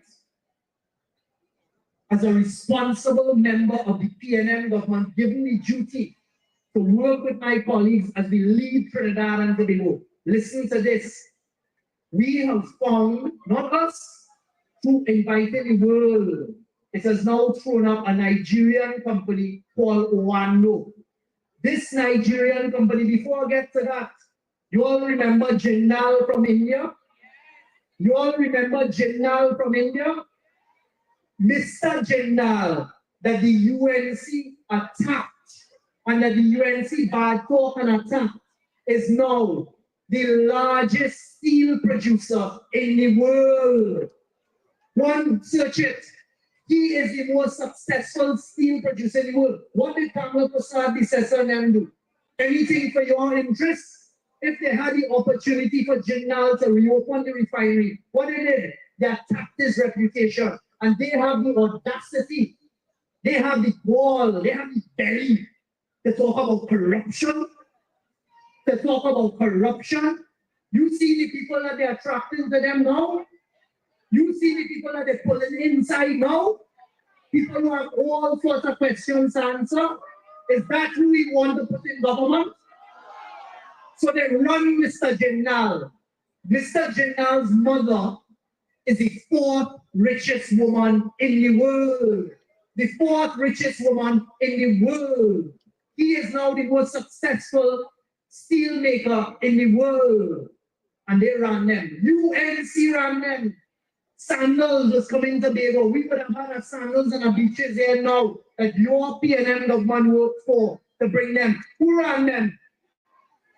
They really care about Trinidad? No, they don't. So let me put you on notice tonight. If we want that refinery reopened, because let me tell you, you know what Owando told us? You know who the workers for the refinery are going to be? They are not bringing in any foreign workers. It is the same workers who used to run the refinery before. We are negotiating for them. The same workers. So all of you all who want to follow Kamala Mojene stupidness, you will follow them over a cliff. But with a responsible PNM government, Owando has said they will use the same workers and the same local people, meaning your community, meaning your brothers, sisters, fathers, mothers, daughters, to start up the refinery and to run it. So do not let the UNC tell lies and destroy another opportunity for you here in San Fernando and in Claxton Bay and in all the constituencies to have that refinery open. Because one of the sources of crude that could work in the refinery is Nigerian crude. The largest producer of Nigerian crude as a local Nigerian is Orlando. They have the crude. They have raised billions of US dollars themselves to get their operations going in Nigeria. So do not allow Kamala predecessor and people like David Lee who have nothing to their name but $1 million in bail tell Orlando and to tell you the people that you don't want that refinery reopened.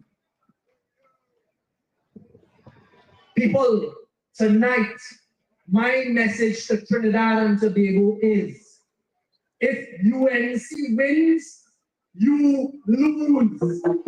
Let me hear you. If UNC wins, you lose. Trinidad and Tobago will lose. Let me ask you all a question. You all heard Kamala's promises? You heard Kamala promising, I'll give Munira last night, I'll give 10%, as though they have money to give away. I will give you this, I will give you that. The bag of promises, you all have heard it? Well, a PNM government, a responsible PNM government, sits down and looks at what they promised the people. And I could stand here tonight as your Prime Minister, looking for you to return this PNM government, all of my colleagues there on April 28th was still to be the government and to tell Trinidad and Tobago without a shadow of a doubt, having spoken to the Minister of Finance and the independent economists, that it is all lies. That is not a bag of goodies, brothers and sisters. That is poison. Listen to me carefully. She is selling poison.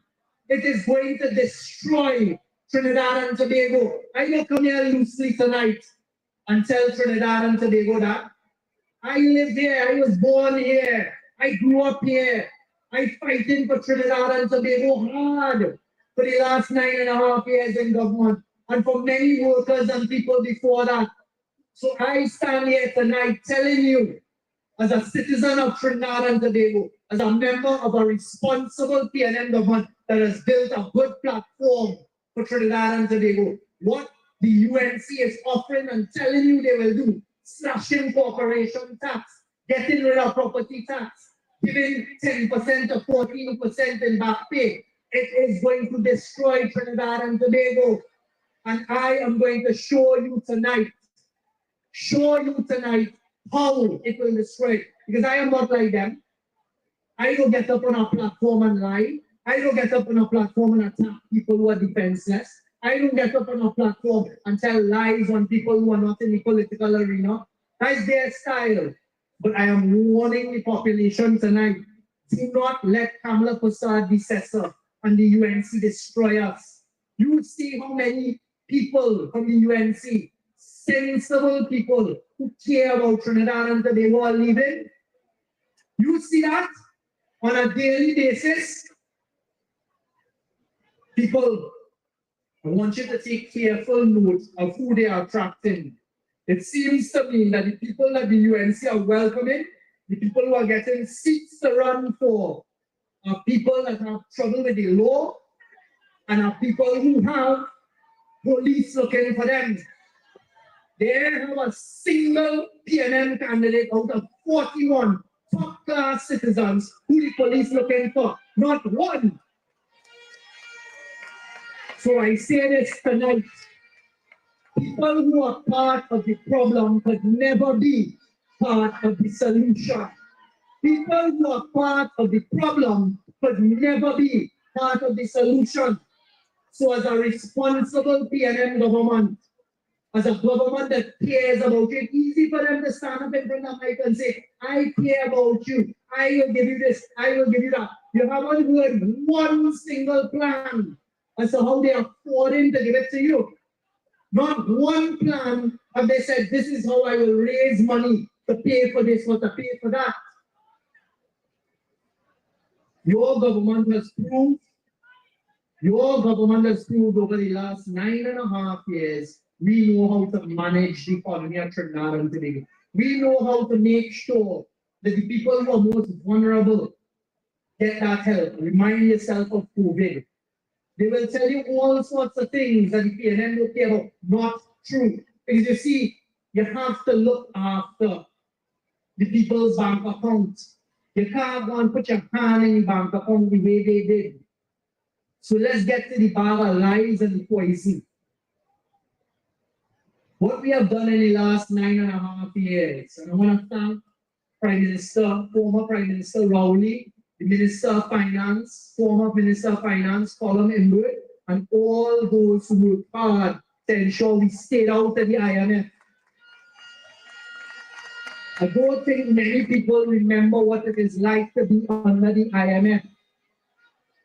Those of you who are older than some of us, remind the young people what happened when under the NAR, we were in the IMF. The first thing that happens when you go under the IMF is they get rid of workers, they fire public servants, they will cut all sorts of things.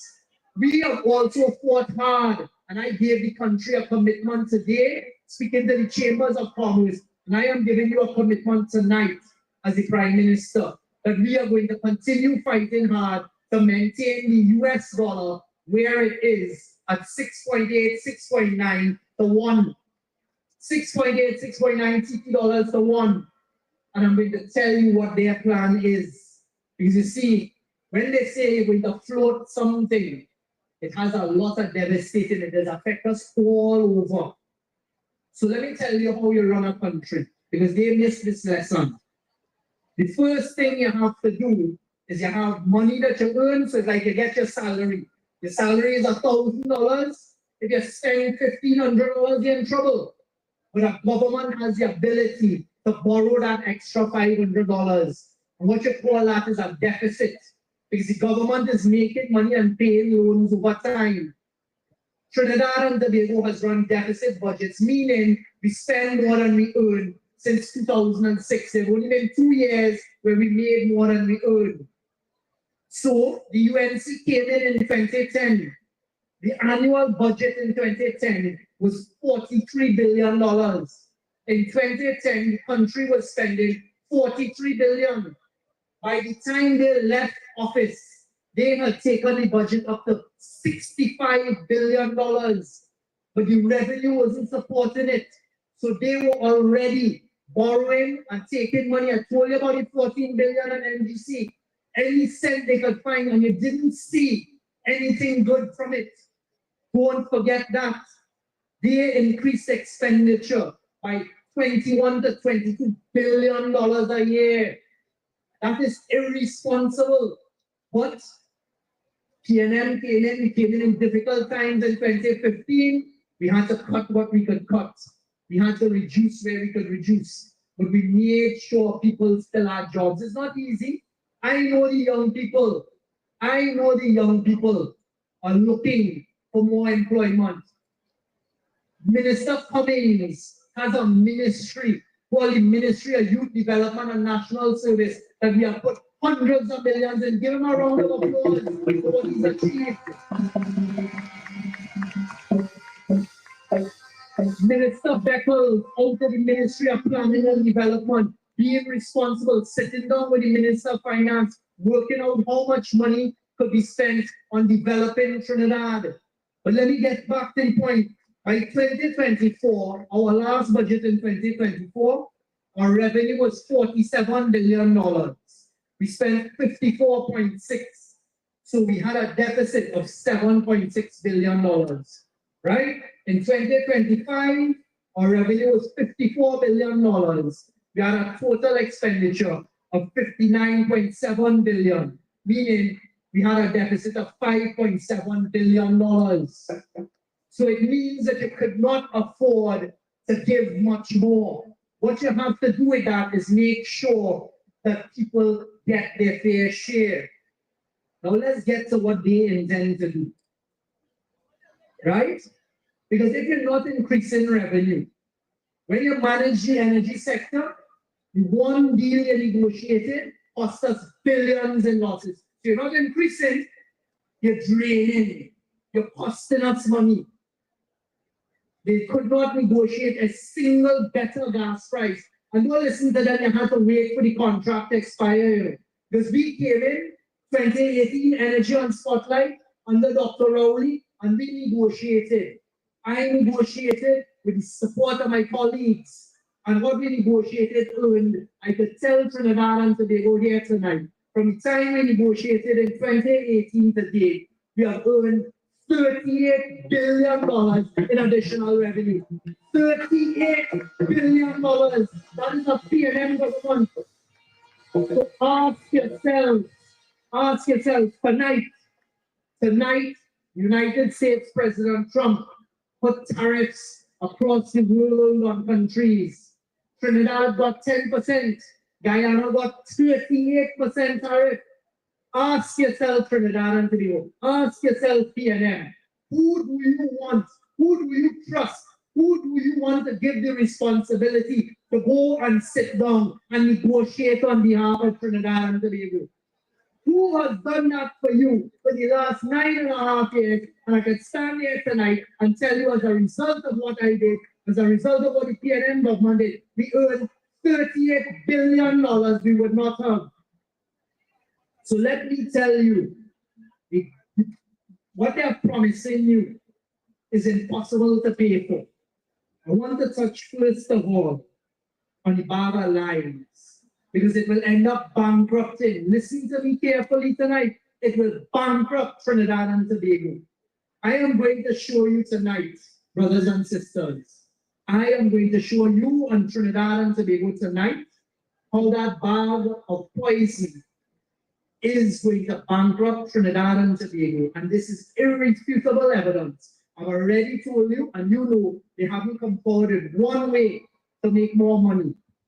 If they do what they say they're going to do, if the UNC, God forbid, get a tiptoe into office and do what they say they're going to do, it is going to have two immediate reactions. And any independent economist will tell you that. And I have the facts here from the Ministry of Finance, because we've spent the last few days working the numbers, calculating how much it will cost, calculating how much money we will lose if the UNC does what they say they're going to do. Two things going to happen. And remember, I told you this here tonight as your Prime Minister. The first is we're going straight to the IMF. We will end up straight by the IMF. This PNM government has avoided the IMF for 9.5 years. Yes, taking our own medicine.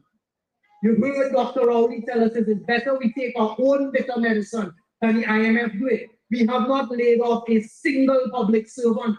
The first thing the IMF does, ask Barbados. Ask Barbados. I was sitting with Prime Minister Motley last week Wednesday, up to Jamaica, down to Jamaica. The first thing the IMF made them do is get rid of public servants. Over 3,000 public servants, which is a lot in Barbados. The second thing that will happen if the UNC gets their way, and I'm telling you, if UNC wins, we all lose. If the UNC gets their way and they start with a bag of poison goodies, it is going to lead to a devaluation. They have to devalue the dollar. And I'm going to explain to you tonight what that means to each and every one of us. That is the UNC plans. But first, let me start with the IMF, because it is important that citizens understand the effects of this and how it is going to hurt you. So while they tell you and they want to sell you sweets and they want to take your head, this is what it really means. IMF is immediate loss of jobs. First thing they will say, get rid of CPEP, get rid of URP, get rid of reforestation, get rid of public servants. Second thing they will say, all the contract workers in the government, get rid of them.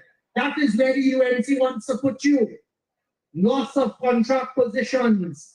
They then tell you, cut all subsidies. Let me tell you what subsidies are. You see the right one? The government paying for that. You see how we could all go across in San Fernando Hospital now, get treatment, get medication for senior citizens to get CDAP, all of that gone, because as the IMF will tell you, you can't afford that. You go to the gas pump to put diesel or to put fuel in your car, it will pay the real price. we still put in billions in subsidy. They say get rid of that. Water rates, electricity rates, even though we were under pressure to raise it, we resisted because those are the things we do because we care about you. IMF cut in that, so all of a sudden, everything starts to cost more when you're losing your job. No more free health care. They're going to cut the grants. They're going to cut subsidies. No more free medicine. That is what the IMF means. Take it very seriously. So brothers and sisters, I have spent the last few days speaking to the Minister of Finance and to independent economists. So Kamala and the UNC to deliver what they are promising, it means a devaluation. And I am telling you here tonight, and I have evidence that their plan is a devaluation of the dollar is coming.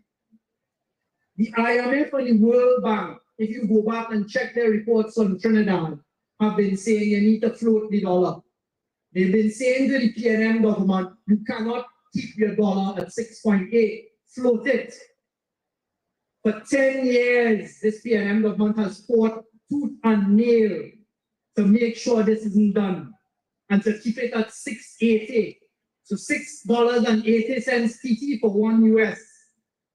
The UNC's plan is to float the dollar. Brothers and sisters, I am not guessing. I am not making this up. I want to show the whole of Trinidad and Tobago something here tonight. I want you to look at who is speaking and listen very carefully to the leader of the opposition words in Parliament as she tells you, the population, what her plan is, and it is to devalue, to depreciate, and to destroy our dollar. Please show. To the following to help protect our external position. Listen. The central bank to ensure a competitive exchange rate.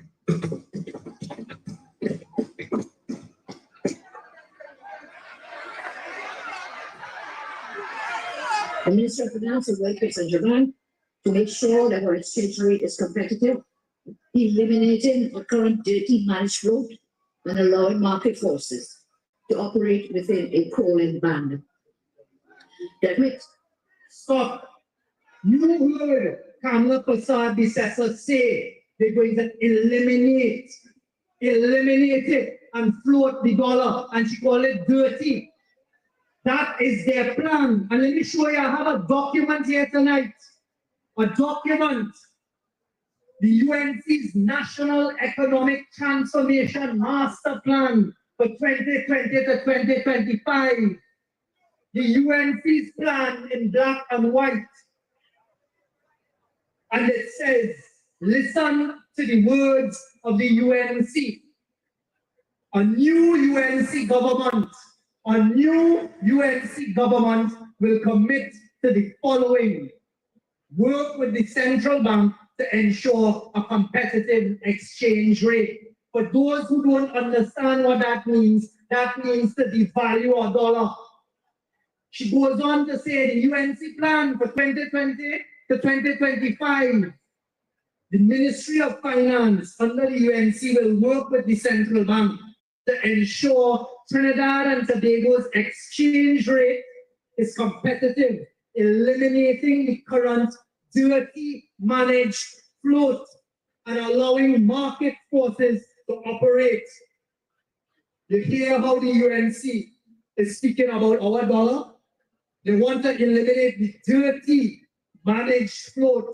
That means devaluation. So the Minister of Finance and the technocrats and the independent economists, hold on, because they will come tomorrow and tell you that document don't exist. Play the next video that shows, as of today's date, the document's still on their website. Show the people.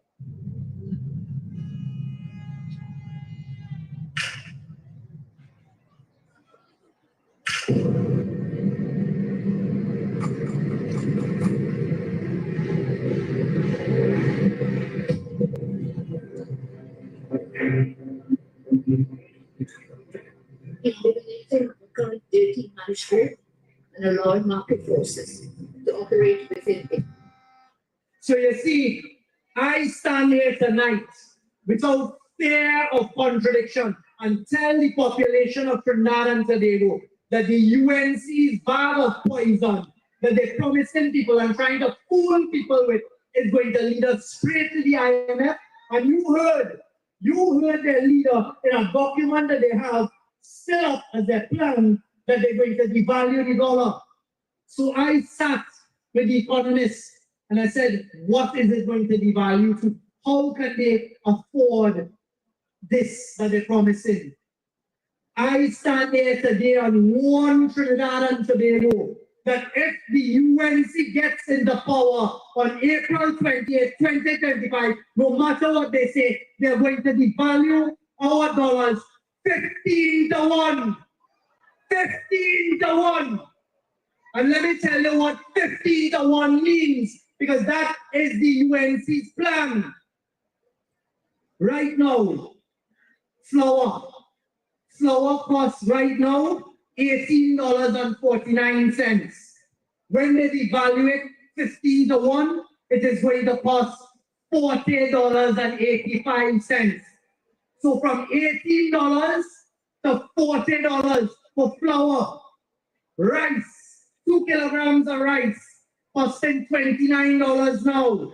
When they devalue to 15 to 1, it is going to cost you $64. That is what the UNC is really going to do to you. Curry powder. Right now, curry powder, 85 grams, is $12. That is going to increase to $26.50. Everything is going to cost twice as much. Sardines cost us now $13.95. When the UNC devalues our dollar and gets rid of the dirty managed float, as she calls it, sardines will go up from $13.95 to $38.82. What you all going to tell Kamala? What are you all going to tell the UNC? Because they're sending us straight to 15 to 1 devaluation.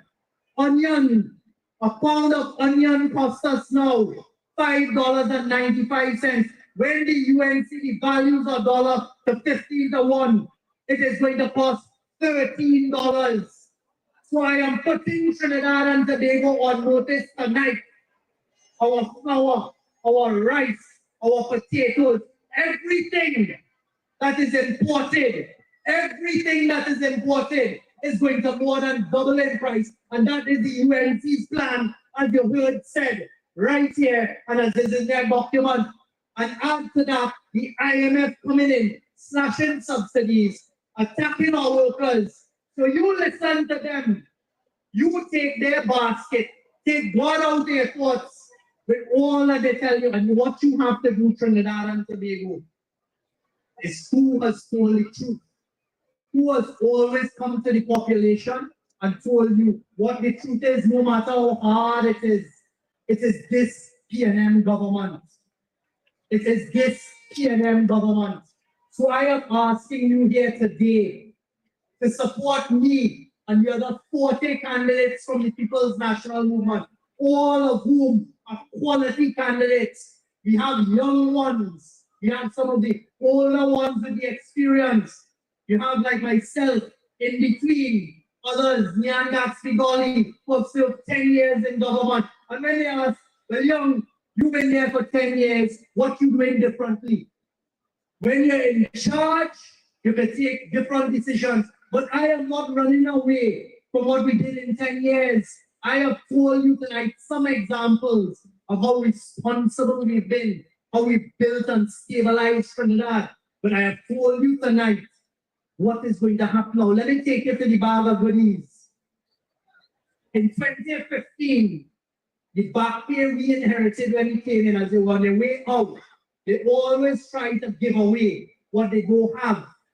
So they gave back pay. In 2015, it cost you $7 billion we didn't have. We had to borrow $7 billion in back pay.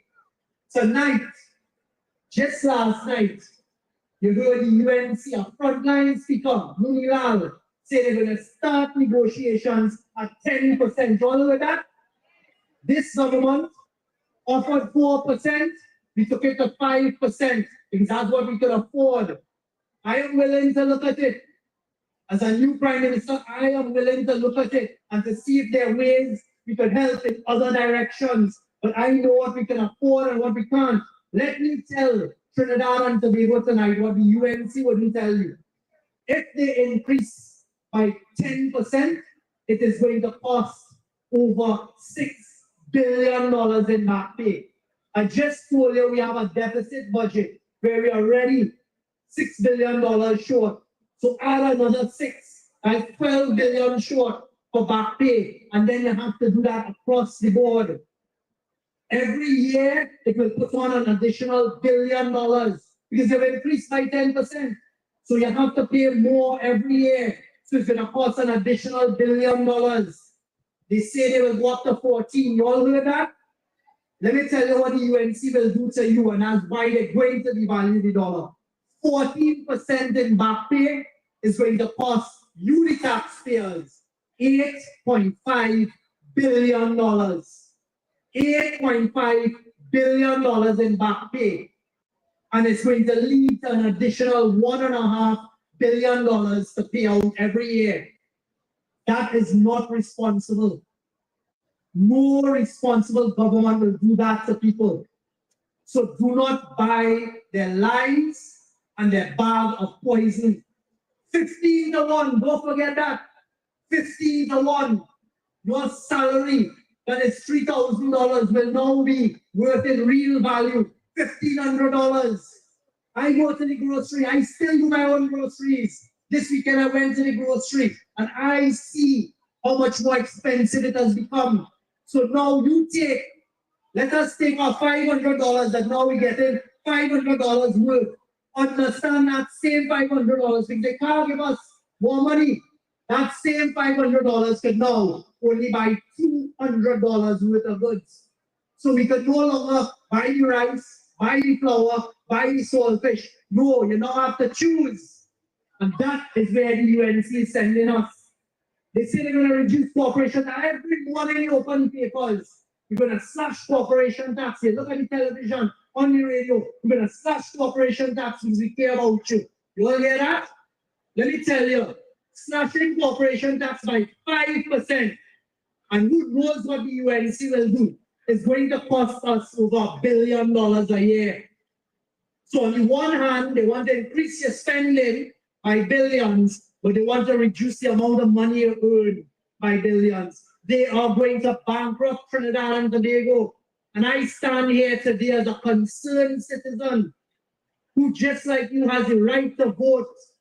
And on the 20th of April, I am asking every citizen who cares about Trinidad and Tobago to make the right choice. Are you going to let them bankrupt us? Are you going to let them take us to 15 to 1? Are we going to let them anywhere near the government? We must not do that. They talk about the removal of VAT on all food items. I checked. I asked the Minister of Trade today to send me all of the food items that are already VAT exempt. And every essential food item and more is already VAT exempt. But if you exempt everything, you know how much revenue is going to cost us? And this is what they say they're doing, $1.5 billion a year. So they are going to bankrupt Trinidad and Tobago because up to now, they cannot tell you how they're going to increase revenue, but they can tell you how they're going to spend. Let me tell you who will make money in a devaluation at 15 to 1. All their friends and financiers. Everybody who have millions in US dollars, they become richer. The rest of us become poorer. That is the UNC's plan. They say they're going to get rid of property tax. Again, that's a reduction in revenue. So Trinidad and Tobago, people of Trinidad and Tobago, I am telling you, that is how they will destroy Trinidad and Tobago. You put on notice now. In just under 4 weeks' time, you have a decision to make. A responsible government with a track record, a responsible government with people who can lead the country, people who have the experience, the younger ones coming in to get the experience to continue what we're doing, a negotiator who has sat down in the most difficult negotiations around the world, fearless of who is sitting opposite, fighting for Trinidad and Tobago, or someone who can't even wake up before 10 o'clock. You saw what happened when they woke up the other day and Gonong Princess Tom announced a candidate? You all saw that? That's not a doctored video. They have to doctor videos on us. They have to make up lies on us. Who do you want to lead Trinidad and Tobago? PNM, let me hear you. Who do you want to lead Trinidad and Tobago? Well, me and 40 other candidates offer themselves to the people of Trinidad and Tobago to lead Trinidad and Tobago in a responsible manner. Do not let them destroy your money, your spending power. Because if the UNC wins, we all lose. Trinidad and Tobago will be destroyed. The UNC is going to float the dollar. They're going to float the dollar at 15 to 1. Fellow citizens, the PNM is a responsible, stable government. We know it wasn't easy. We know it hasn't been easy. But we will not collapse Trinidad and Tobago. I have proved to you that whilst we do difficult things, we are looking to expand revenue, $38 billion additional that we would never have gotten. We will not lie to you and offer people 10 to 14% because we know it will bankrupt Trinidad and Tobago. We will not lie to you and tell you to reduce corporation tax. We will certainly not lead Trinidad and Tobago to the IMF or 15 to 1. Now let me tell you, because we have also sat, we've heard your cries. We have heard how difficult it is in some quarters. So again, I sat with the Minister of Finance, asked him to look at certain things. I listened to my colleagues, because my colleagues are always coming with plans that they believe can help the citizens. Never come in for anything that can help themselves. All of my colleagues in cabinet, and even the ones who are not in cabinet, are constantly coming. I need this. Let us see if we can do that for the people tonight. After consulting with the Minister of Finance and thinking very carefully what this PNM government can do under my leadership, I want to tell you what we intend to do. They're talking about pensions. They're still terrorizing our senior citizens about pensions. Well, I stand here tonight, putting that conversation to rest. This PNM government, and I pledge to you, as the Prime Minister of Trinidad and Tobago, leading a PNM government, we are not going to interfere with senior citizens' pensions. We're not touching it. I pledge to you as the Prime Minister of Trinidad and Tobago, with my colleagues in the PNM government, we are not going to shift the goalpost. Do not let them terrorize you with that. I stand here in full public tonight and give that commitment as the Prime Minister. We are not touching the senior citizens' pension. And let me tell you what we're going to do. The pension is safe. We're not interfering with it. We're not moving the goalposts. You see, we respect senior citizens in the PNM. We respect that senior citizens have contributed to Trinidad and Tobago. And we care about our senior citizens. And I want to say here tonight, we appreciate our senior citizens. Let's give them a round of applause. And today, after very, very careful consideration, having the Minister of Finance run the numbers, consulting with him, giving it very careful consideration as a responsible PNM government, I am pleased to announce that all public service pensions, all retired public servants who receive a public service pension will now receive that tax-free No more tax on public services.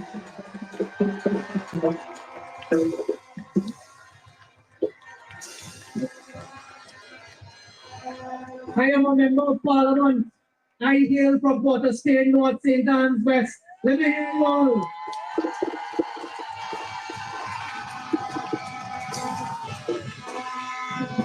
And my cabinet colleagues and every member, elected member of Parliament for the last 9.5 years have talked about how we can help the most vulnerable. You all know about food cards? So right now, some of the most vulnerable in our society get food cards, but I've listened. For 9.5 years, I've listened. For 9.5 years, PNM MPs say you have to try to find a way. So today, again, after careful consultation with the Minister of Finance, running numbers not once, not twice, but 3 times, I am pleased to tell you that this PNM government elected on the 28th of April are going to double the number of food cards.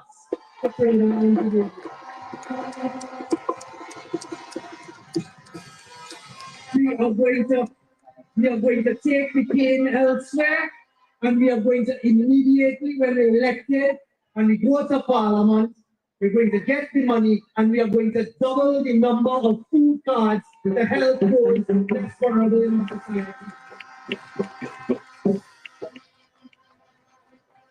I am a parent. I am a parent just like many of you. And I know one of the most difficult things for a parent is to make sure your children are fed and that they go to school. As an MP, I have it every single time with parents who want their children to go to school and to provide for them. So again, sitting with the Minister of Finance, we already have no VAT on school books. We already have no VAT on school fees for approved education facilities by the Ministry of Education. So we sat and we thought about it. How do we help parents reduce the cost of sending your children to school? And tonight, I could tell you that a PNM government elected on the 28th of April are going to, after careful consultation with the Minister of Finance, I am happy to tell you that this responsible PNM government is going to remove VAT on all school uniforms.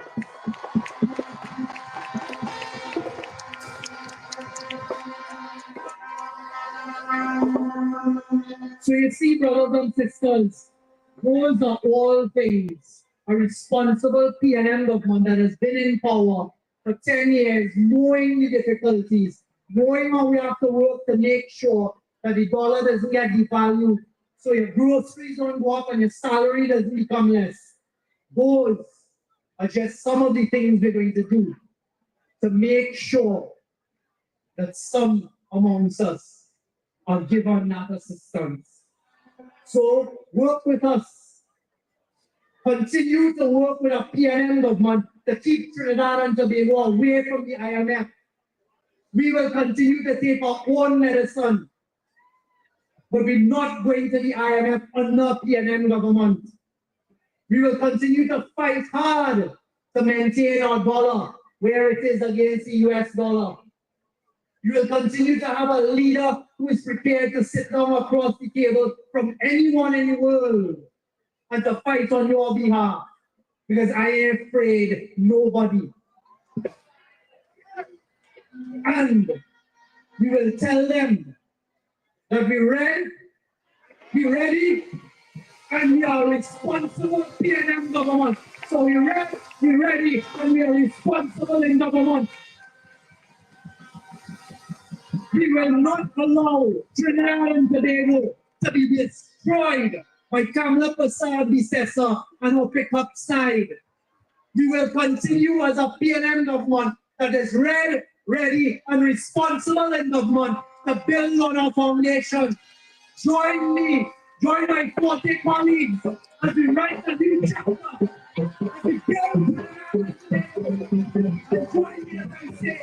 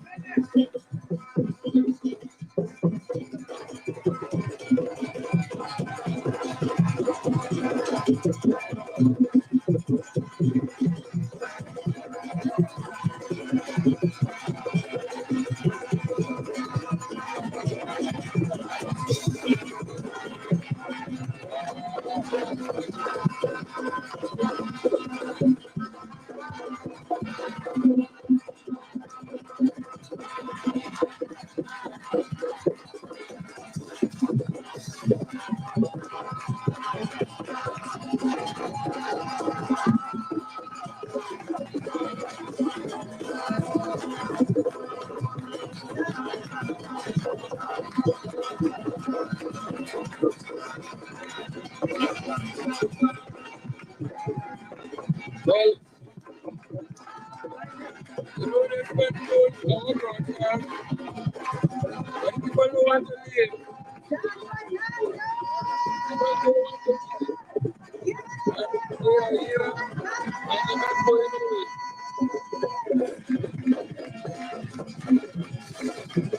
We are the People's National Movement and we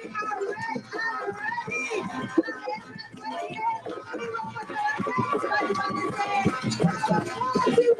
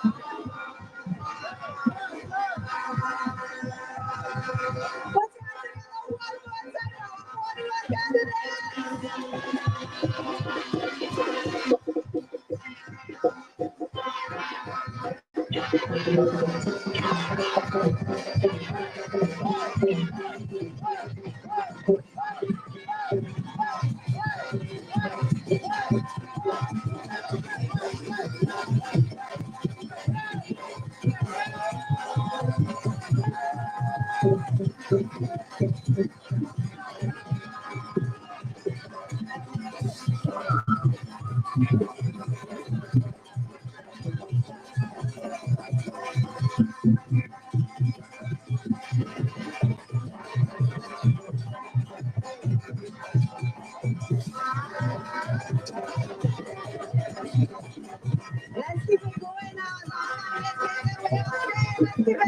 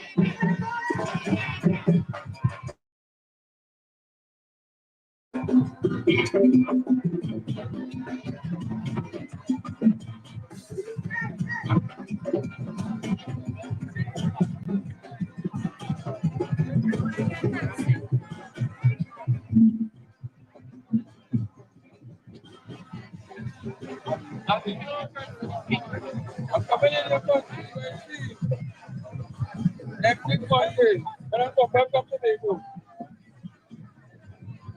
What you going to for your show, eh?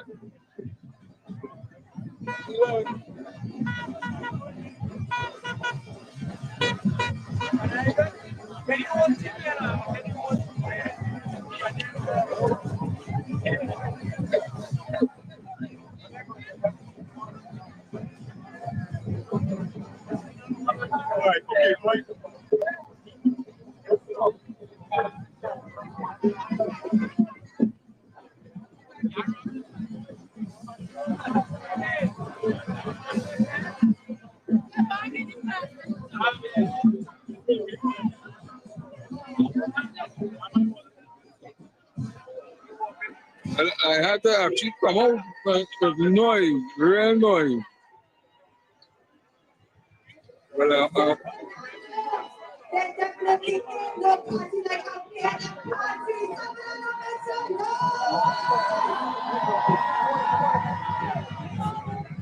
You are not getting amazing and I know we want to keep this party going, but we need to save our energy because on Saturday we are heading to the border.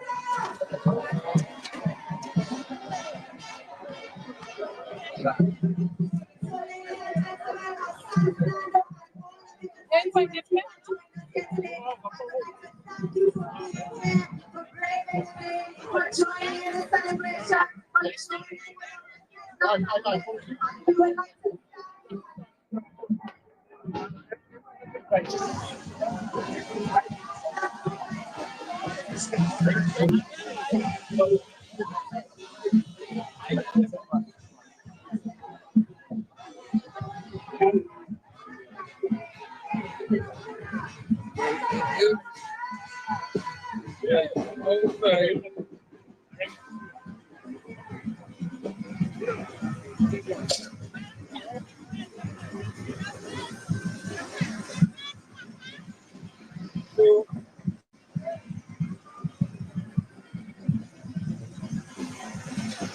if I can get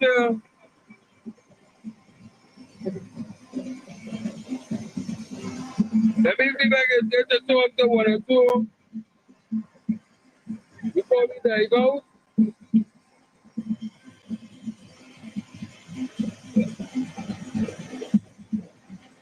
Well, we will be in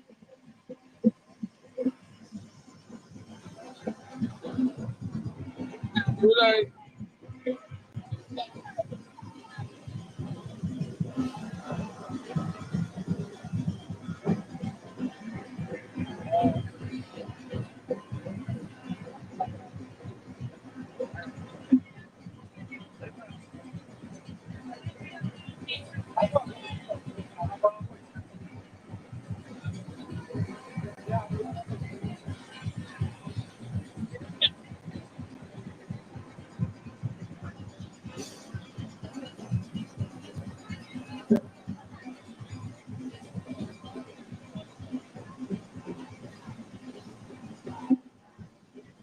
Well, hey, good night.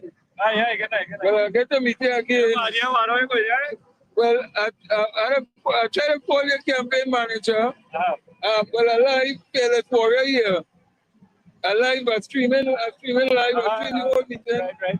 So, when it's a birthday, that we can actually come in your constituency and walk with you on the ground. Because we do it with all the candidates on them basically. So, like tonight, we come to the meeting here, but Saturday, we're going to Tobago.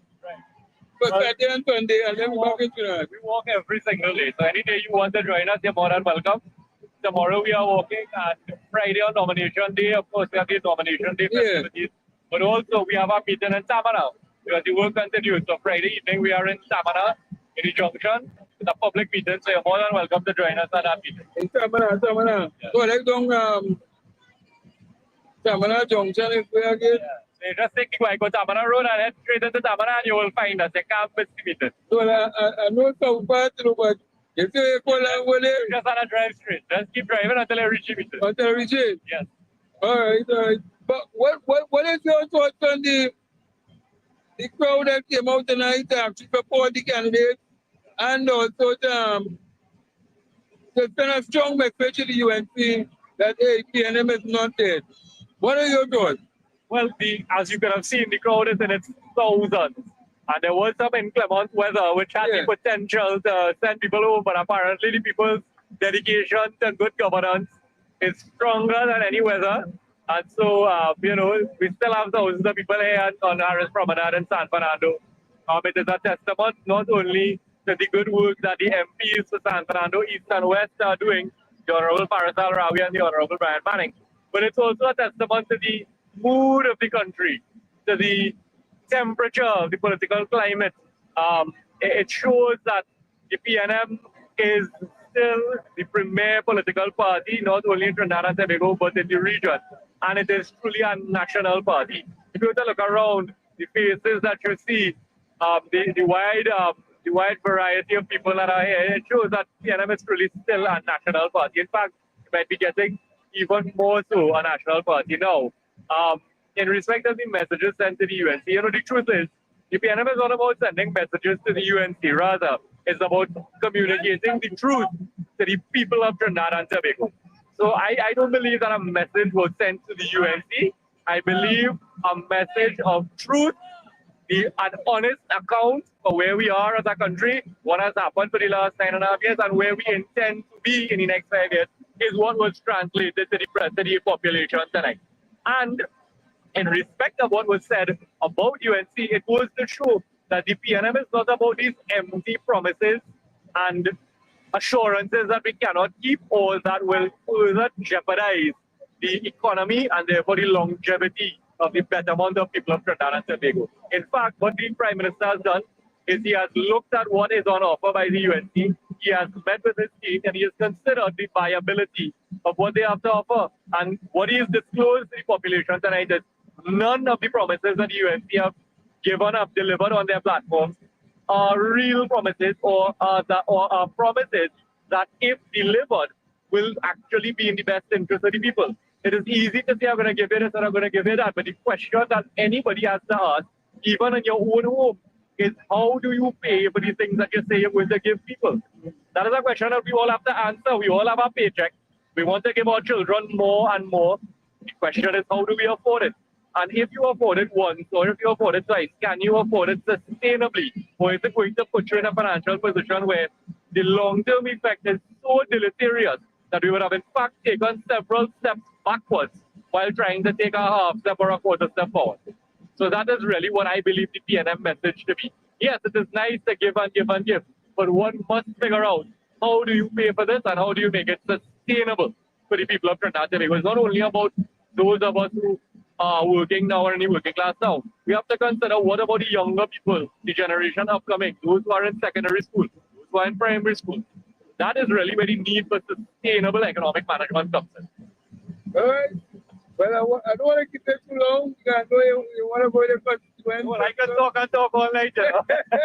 But I'm grateful for the opportunity. I'm happy that you had this question today. Well, I will definitely come on the walk next week because we're going all through the country. Right. And this weekend in Tobago, tomorrow is Foster constituency. Yes, Talbaro. And then we going on and on to all the different constituencies to give everybody a feel of how the ground is because the ground not really shaking. Yes. So see you next week when we come on the walk. Looking forward to it. I look forward to you coming to Komodo. Yeah, we come in. All the best. All right. Thanks a lot. So you got it there. And as I told you, Bungs Up is going to be on the ground. Let me see if I can hear the candidate here.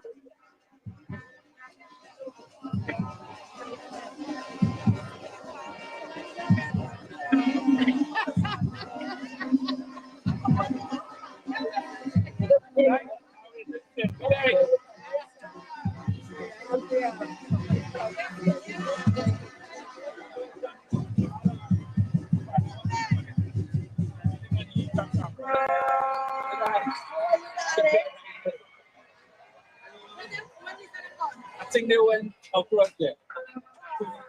Yeah. Okay.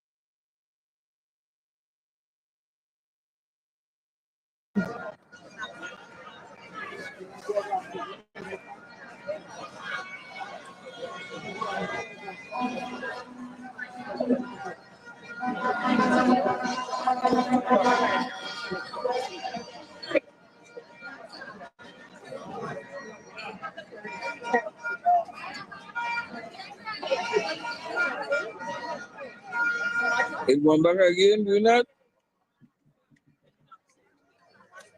I will. Well, take the break.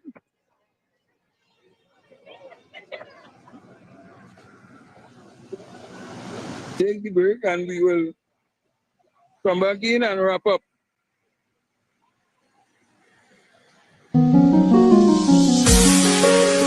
This is the time. I said this is the time. Ready, show me who ready, show me who ready.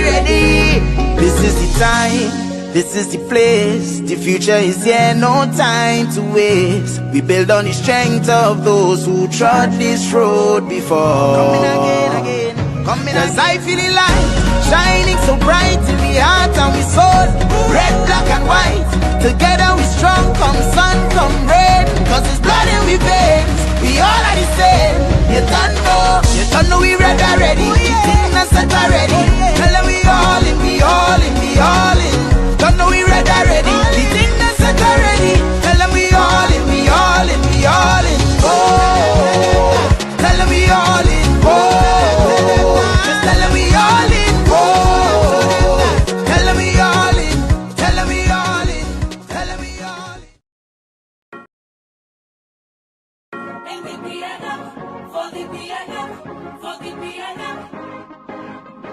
This is about our children's future. We can't give up now. We must give Where to put you? That's next rising sun. Balancing. Alright? You rolling with? Stand alone with a who we gonna get there. Stand with side by side. I see the faces, the places where we are. To Pune Villas, Councillor Roberts, who is also the Deputy Mayor, meeting with the residents, asking them for their support and hearing what are some of the concerns. So we just encountered somebody who is concerned about their registration status, and so Councillor Roberts is seeking to get some assistance with respect to that, to get that problem resolved quickly as possible. So we're on the ground and fixing the problems immediately what we could, the rest we could fix after. I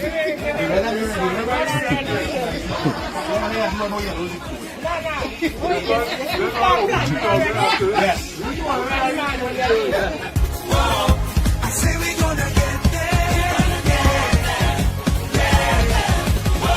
I must believe that we as a nation must believe. Must see our kids as the reason. We must believe. We must stand for honesty. We must believe to defend democracy. I must believe. You must believe. We must believe. I must believe. You must believe. We must believe. I must All right, so let me just do a little quick transition here. All right, so all roads lead now to tomorrow. Tomorrow we're going up Lahokita. Tomorrow we're going Lahokita to Alparo. And we're going on a walk tomorrow with the MP Foster Cummins. So tomorrow, the walk is started to start at 3 o'clock. So we will be down in we will be heading to Lahokita to Alparo for the walk, and it's all part of the election coverage. And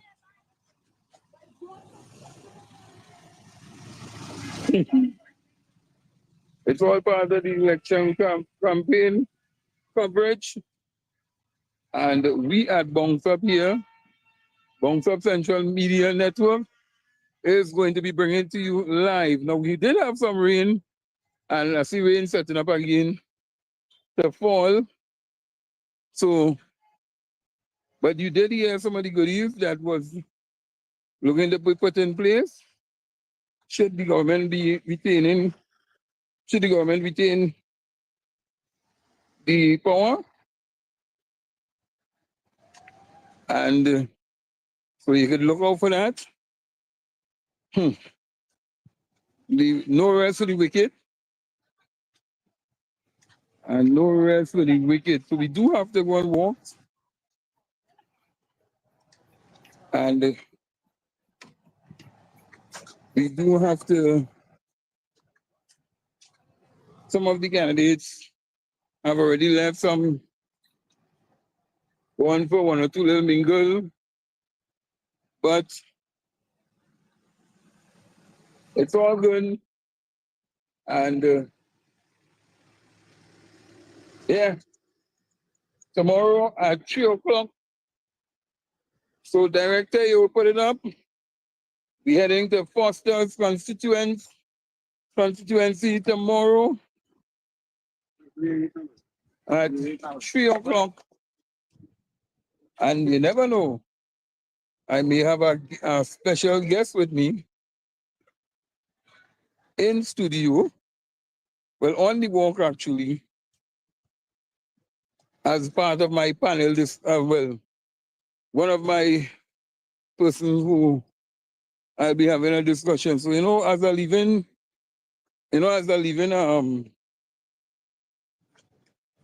I live in San Fernando. Remember you know the song Last Train to San Fernando? Well, let me show you the train. And they actually, let me just see if I get back on the camera here. Hold on. Hold on.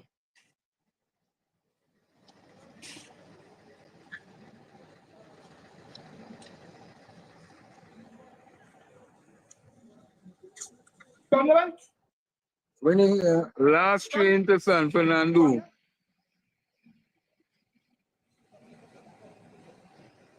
It's blurry. Oh God. I real sorry about that to know. Just now. Hold on. Take a break. Take a break, director. A short break. And let me fix this and come back. So take a short break and let me come back.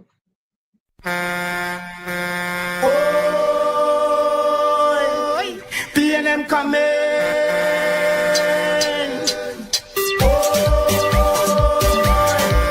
PNM coming.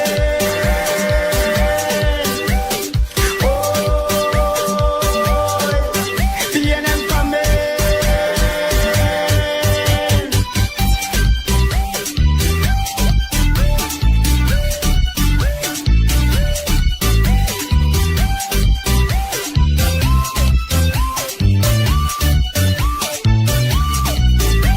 We vote in PNM on election day.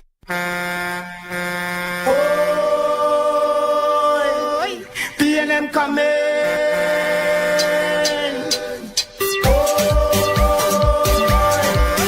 PNM coming.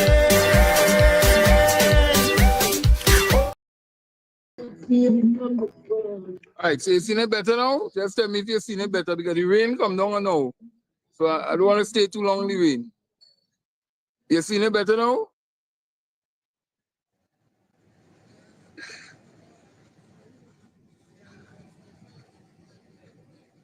If it's the same way, well then, boy, I don't know. All right, well, all right, so it's better. So you're seeing the train. Right. So you're seeing the train. And then the last train to San Fernando. Yeah. And you see it park up?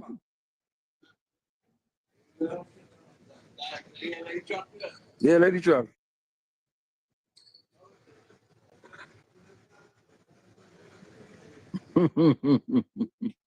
So when you hear people say the last train to San Fernando, look at here. Well, the priority bus was where the train track was. Let me just pull back this here. And well, we didn't have enough time, so I could go and show you the teaching hospital and the other buildings in San Fernando here. But definitely we going back down the road because we on the Harris Promenade. But it's the last train to San Fernando. Yeah. So tomorrow, again, as I say,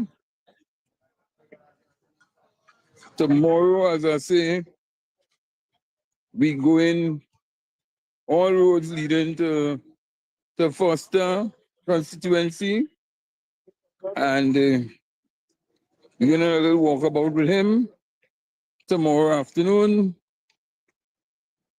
Don't know how doing all of that, eh? And also,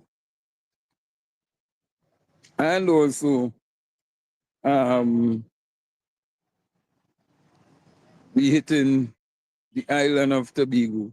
So things are being put in place. So when we touch down, we have venues to go.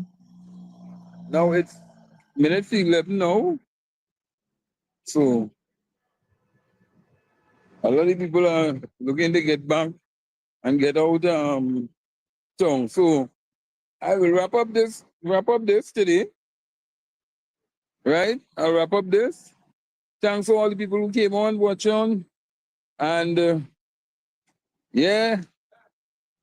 And we will see you all tomorrow at 3 o'clock in the afternoon at Foster's constituency, Lohoketa Talparo. See you all. Have a blessed night.